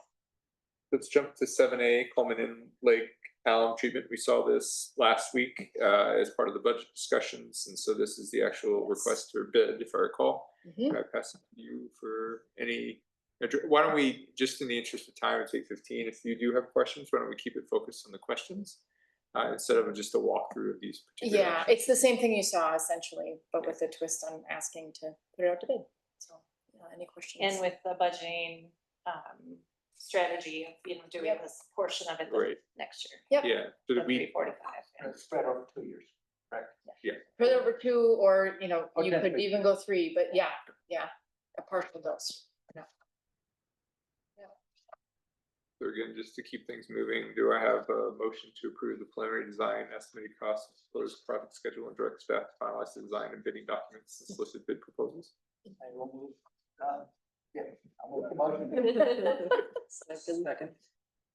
Well, any further discussions? We've seen this a couple times. Thank you. All in favor, say aye. Aye. All opposed, say nay. Abstain, say abstain. Okay. Jumping to Watershed Excellence Awards, right? That's printed for us. Yes, so I had the cover sheet in the packet, and then I put a sheet at your desk, or at your desk, at your spots. We like to do this so that, because the awardees are not aware yet of their, until after you guys approve them tonight, then we will give them notification, and we will put this in the packet on the website. We'll revise the packet with this information. As you can see, we had 6 nominees this year. The CAC reviewed them at their last meeting and then voted afterwards anonymously. Carrie made a note here that there was the Watershed Partner Award ended in a tie vote, so we sent them to the Venice Lake Area WMO staff and asked them to review those tie nominations, and they both agreed. With Urban Roots as the final awardee for that one. We have Rachel Hanks and Bill Cranford, and then Henriette Besoy from the Toy du Nord French Immersion School.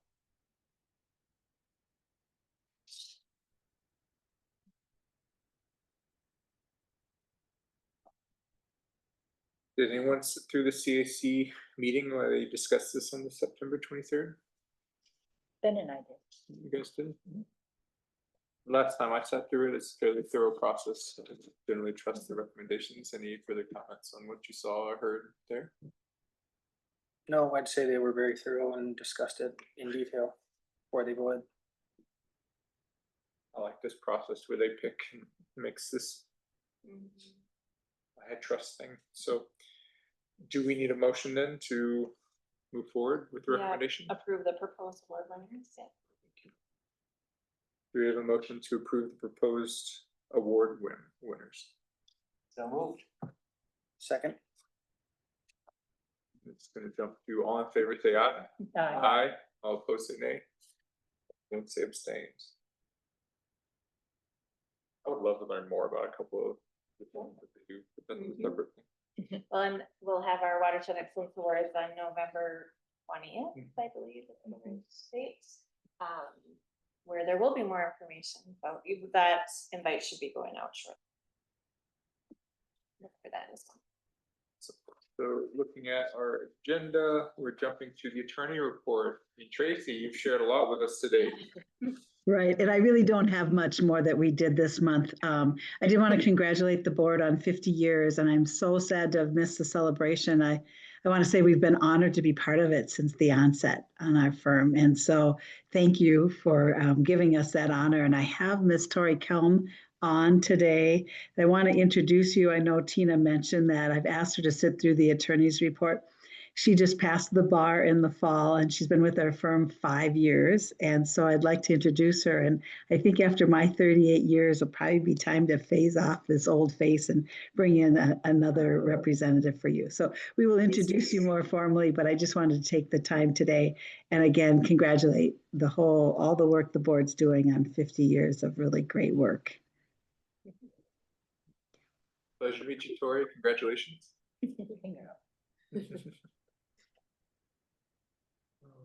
Tracy, don't be a judge.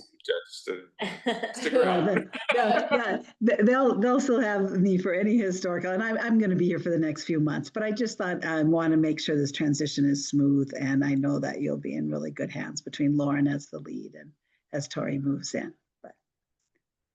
And then we will keep you posted on what happens on Monday, certainly. It's wonderful. Yeah. Thank you, Rich. Yep, thanks.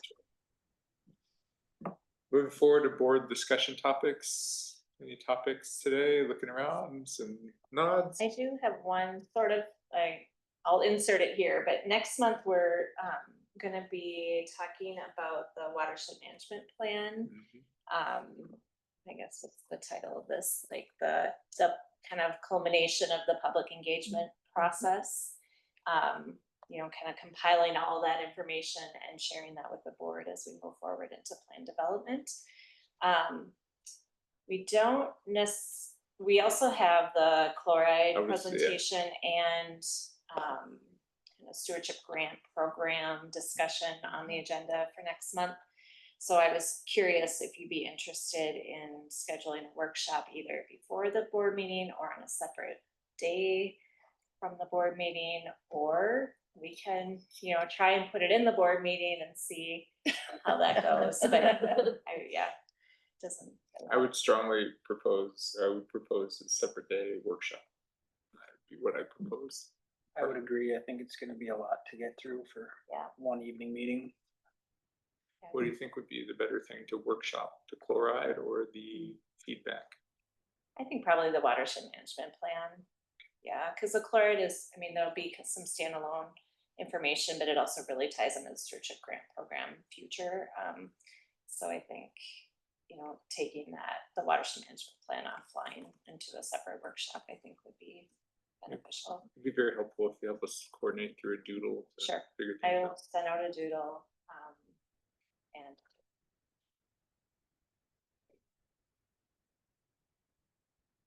Perfect. Moving forward to 10B, new technologies and topics, chloride removal for surface water. Yes, so I do not have a formal presentation, but you know, so just like Fox was saying, you know, when you compare the price of buying PFAS to the price of destroying PFAS, it's extremely lopsided. And that is also true of chloride, but it does beg the question. You know, we're talking a lot about chloride accumulation in district water bodies and its appearance throughout the watershed district and throughout the metro. And it's a logical question to ask, well, what does it take to actually take it out? As we consider all sorts of other strategies that we'll be talking about next month. So we want to include this as a new technology memorandum. You can see here that we leaned heavily on a case study that the Bassett Creek Watershed Management Committee did because it's very applicable to your situation and really a nice example of what watershed districts are starting to poke at. They're the only ones that I know of that did anything like that. So we decided to highlight that in this memo and also just describe some common questions about chloride removal and some chloride removal approaches that are currently available and known. And talk a little bit about the technological needs to pull those things off. We highlighted the importance of pretreatment because the organic matter can really get in the way of chloride removal, and then talked about reverse osmosis and ion exchange. There are some proprietary, or one in particular, a proprietary coagulant that's being developed. I don't even know the name of it, and I don't know who makes it. And even if I had, we probably can't put that in a public board packet because it's not ready for prime time. It's not a bar. I'm not hinting that it's a bar product at all. But there are some things coming on the market, hopefully, that might be interesting. I suspect they will still be equally as expensive. So our purpose in laying this out for you is not at all to leave you with the impression that like, this is the solution. We're gonna, do reverse osmosis on all your lakes and we'll be just fine. But we did want to mention it just to fill out the picture in terms of options, in terms of chloride management. And also to suggest that, there are some reasons to think that maybe in specific circumstances, projects, it may be worth at some point looking at a pilot. Prevention is still the primary thing that you're going to want to be trying to move the needle on. But we do mention at the end of the memo that, one of the things that had us wanting to put this in front of you is that in some cases, we've found out recently that there are water bodies that could be leveraged for reuse, but the chloride levels are high enough not to be impaired for chloride by the state standards, but because they're high enough that golf course managers think turf grass might suffer, which is sort of shocking, right? So we're just trying to show you all the different options and tools that we have. And, if that was something that the managers and staff wanted to look into, what it would cost to, treat some of Markham Pond or Lake Phelan for the purposes of reuse, we could look into that as a back of the envelope calculation. It would be an expensive prospect in a special case to pursue it, but we did want to put that in as something to think about. To clarify some of this, and I really like the Parker's Lake study, just to help me understand that this seemed like a continuous removal effort. Has anybody piloted maybe a periodic effort to see over the maybe accumulation of a couple of years if it has a meaningful impact on chloride in the lake? No, I don't know of anyone that's done that, but this is the kind of thing that you wonder about. Yeah, I was just thinking about like small little marginal changes over time really start adding up. Right. So is that a strategy for this type of thing? Prevention obviously is the most important, but I look at just continuous evaluation and removal of this is not going to be sustainable financially. Right. So you think like smaller periodic treatments, would that help? I don't know.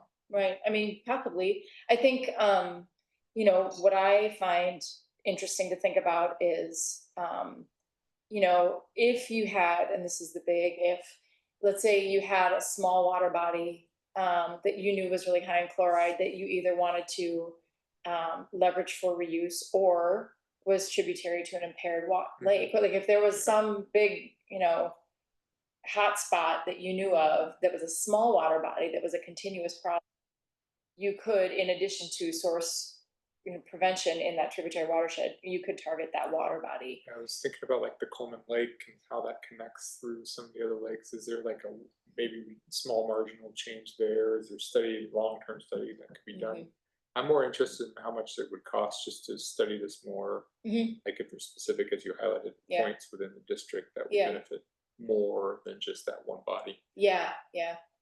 And this also ties into some of the other efforts that the district has been doing over the last several years, which is much more intensive monitoring of ponds and water bodies. District staff have been doing a lot of work there, and we did recently, I think we mentioned this last month or sometime earlier this year, that we met with University of Minnesota researchers about how they're looking at data and how they would recommend proceeding with monitoring, and they were really impressed with the district's data, and also did have some suggestions for monitoring, yes, at ice out, but then again later in the season to see which places are staying high versus which are which are, have concentrations that are going down, and trying to really dial in where are these really persistent trouble areas. Can we incorporate that feedback into what we see in November? Yeah, absolutely. Yep, that's the whole plan. Yeah, yeah. I like your comment about managers not wanting to use the water for stormwater reuse for the golf course. I mean, that would be a perfect selling point to say, well, use less salt. Right, yeah, right. If it hurts the grass, use some salt. You know? Yes. Yep. I mean, it's a tough one. It's a tough one, but I like that, you know, people are trying to sharpen their tools, you know, and I think we'll continue to do that. And I mean, even seeing that they were talking about, okay, well, what's the annualized cost per pound of chloride removed? Like, I mean, that looks like a really small number compared to phosphorus, but the tonnage of chloride is a lot bigger than the tonnage of. So anyway, we continue to look at these things and study and try to find applications for doing pilot projects and Yeah, throw everything we got at it. It's an additional use of a lot of water too. Yeah. Yeah. The other gorilla in the closet is that true reality of the state standard is probably overly permissive. Mhm. Not probably. I mean, it's an old standard. Yep. It goes back to the 1970s. Yep. And, you know, the reality is, if we really want to be thinking forward, we shouldn't necessarily be focused on that number. Right. As much as we should really be a little bit more honest about what true Right. impact Yeah. might be. Right. So, yeah, I think it's important to keep that in mind. Well, especially if you're hearing from like golf course or turf experts that it's a chloride concentration of less than half of that they're worried about. That's turf grass, right? Yeah, I'm sure our analytical can test to lower than, you know, maybe parts per billion easily on chlorine. Seems like financially we should be incentivizing folks more so for these non-chloride solutions like heated sidewalks. So maybe as part of when we talk in November, are there certain things that we should anticipate? Yep, for sure. Exactly. It wouldn't be nice to pilot something a bit more financially viable. I know, the costs are kind of stunning. But the cost of putting heated pavement everywhere in the district is also a stunning cost. So it's this, what's the right constellation for the district and how do you step into this, I think is what there's going to be more discussion on next time. And that's only one form of fluoride. I mean, there are other sources. Right. of fluoride. Right. Yeah. That we don't have much control over. Right. True. Yeah. I mean, So most of the water softening gets discharged to the metro plant, but you still see these salt bags everywhere that have the potential to have rain that could be washed. Yeah. Yep. I'm really looking Become forward to perfect. November. We should talk about that agenda more directly Yeah. later, you know, because that could swamp the whole thing. So for those, I asked you to hold questions for that really deep dive in November, and let's jump to the administrative report. I don't really have anything special in here, just notes about upcoming meetings, board action log, and then the Minnesota watersheds, the annual conference information should be coming to you in the next several weeks as well. So we'll see the refreshing the agenda topics for the.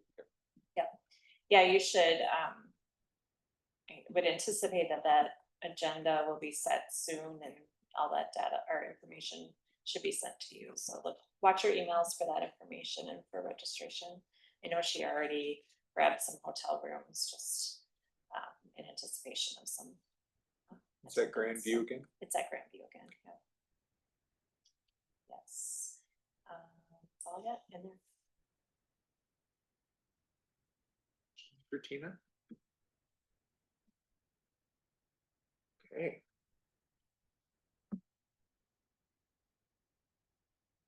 Moving forward to the project and program status reports.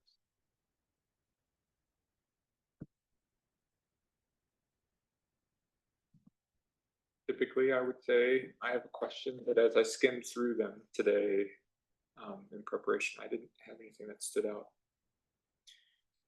I'm really excited about the Roosevelt Homes project. Now I want to keep seeing that progress. I'd love the picture. And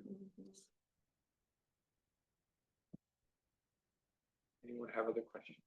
On G, regarding the work from bar to kind of scope streams, bank stabilization, I guess, is that including essentially all creeks, private and public lands, or just like public lands? It's all, so that we walk the whole creek stretches, so from start to finish. Yeah, okay, so since you're in the creek bed, if you see something going on in private lands, that's just as applicable as if it's. Yeah, we definitely note all that, yeah. And I had a question on A, for the manufactured homes, 3020 estates. I don't recall seeing their name listed in the regional flooding concern. Is just wondering how the plantings will help with the resilience. That one is not that. Is it a rename? Well, I don't know. So that is the one that's off of Rice Street, in Little Canada as well, correct? Yes, yeah. So, I mean, we looked at all these from both water quality and flood risk reduction. Okay. Yes, and this one, the problem with manufactured home parks is they're so developed, there's not a lot of space for other projects. So the plantings out here were more aesthetic. They'll give them some screen, they'll have some water quality benefit, but they won't be Okay. big, but you know, a big impact. Or habitat restoration work. Yeah, So yeah. it's a newer manufactured home solution. Is that Say that again. I'm just trying to the point that Stephanie brought up. I don't recall it either, and I misread something. I thought it was a rename, but okay. No, so what this study did was took, a look at all manufactured home parks throughout the whole district and, visited and did desktop studies, all kinds of things to determine if there were opportunities for projects. And in this case, this was the opportunity, was habitat restoration. Yeah, not a flood No, risk. it'll be a nice, you can make create a partnership, maybe that will help with the other. Yeah, exactly. Yep. And then with the 3020, there's a new building that's being constructed to the south of there. So that's where we. That's what I'm thinking. Yeah, that was approved too. Yeah, so we've talked to them, and they're looking they were looking to add a fence for some screening and just so they're a medical facility. So they want to have some privacy for the people coming in, and we reached out to them and brought up this idea of the mini forest, which was a new technology report a little while ago. So trying that there, and they were pretty excited about that. So more to come on those.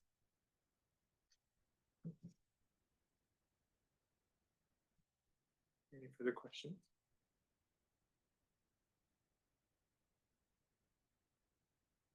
I won't want to comment on the 50th anniversary. I really like to see how many folks were there and how well it went. And the participation just was really cool to have county commissioners there, a bunch of folks there. It was great. Yeah, it was a great event. I think we were all really happy with the people that we were able to bring together and share that night with. Were those pictures published anywhere? I should ask. I don't think they happened yet. Yeah, I don't know what Lauren's plan is. Yeah. Yeah, we can ask. Yeah. Wonderful. Y'all put on a lot of events this particular year. Yeah, our engagement team has been Yeah. busy, but they've been doing a great job. And I'll just say Jewel has been a great addition to that staff, and it's just a really nice cohesive team. So wonderful. I would say my favorite one is Gareth with his. Oh. Okay. She's. With his bucket hat. Gareth. The Imogene. Imogen, yeah. His hat for a hit. Yeah. Looking at item number 13, manager comments, just want to make sure that, the end of the year is pretty busy, so let's make sure that we have the right time for those. So we'll kind of on the agenda topics for the next month and Yep. all that kind of stuff. I don't really have any other comments. Outside of that, does anyone have a comment that they'd like to bring up? I will strongly encourage Gabby. I think the watershed, going to that would be really good. Annual conference. Sure. I think most of us try to go. Do I have a motion to adjourn? Second. We're adjourned. Thank you, Tracy. Everyone else online. Thank you. Have a good night.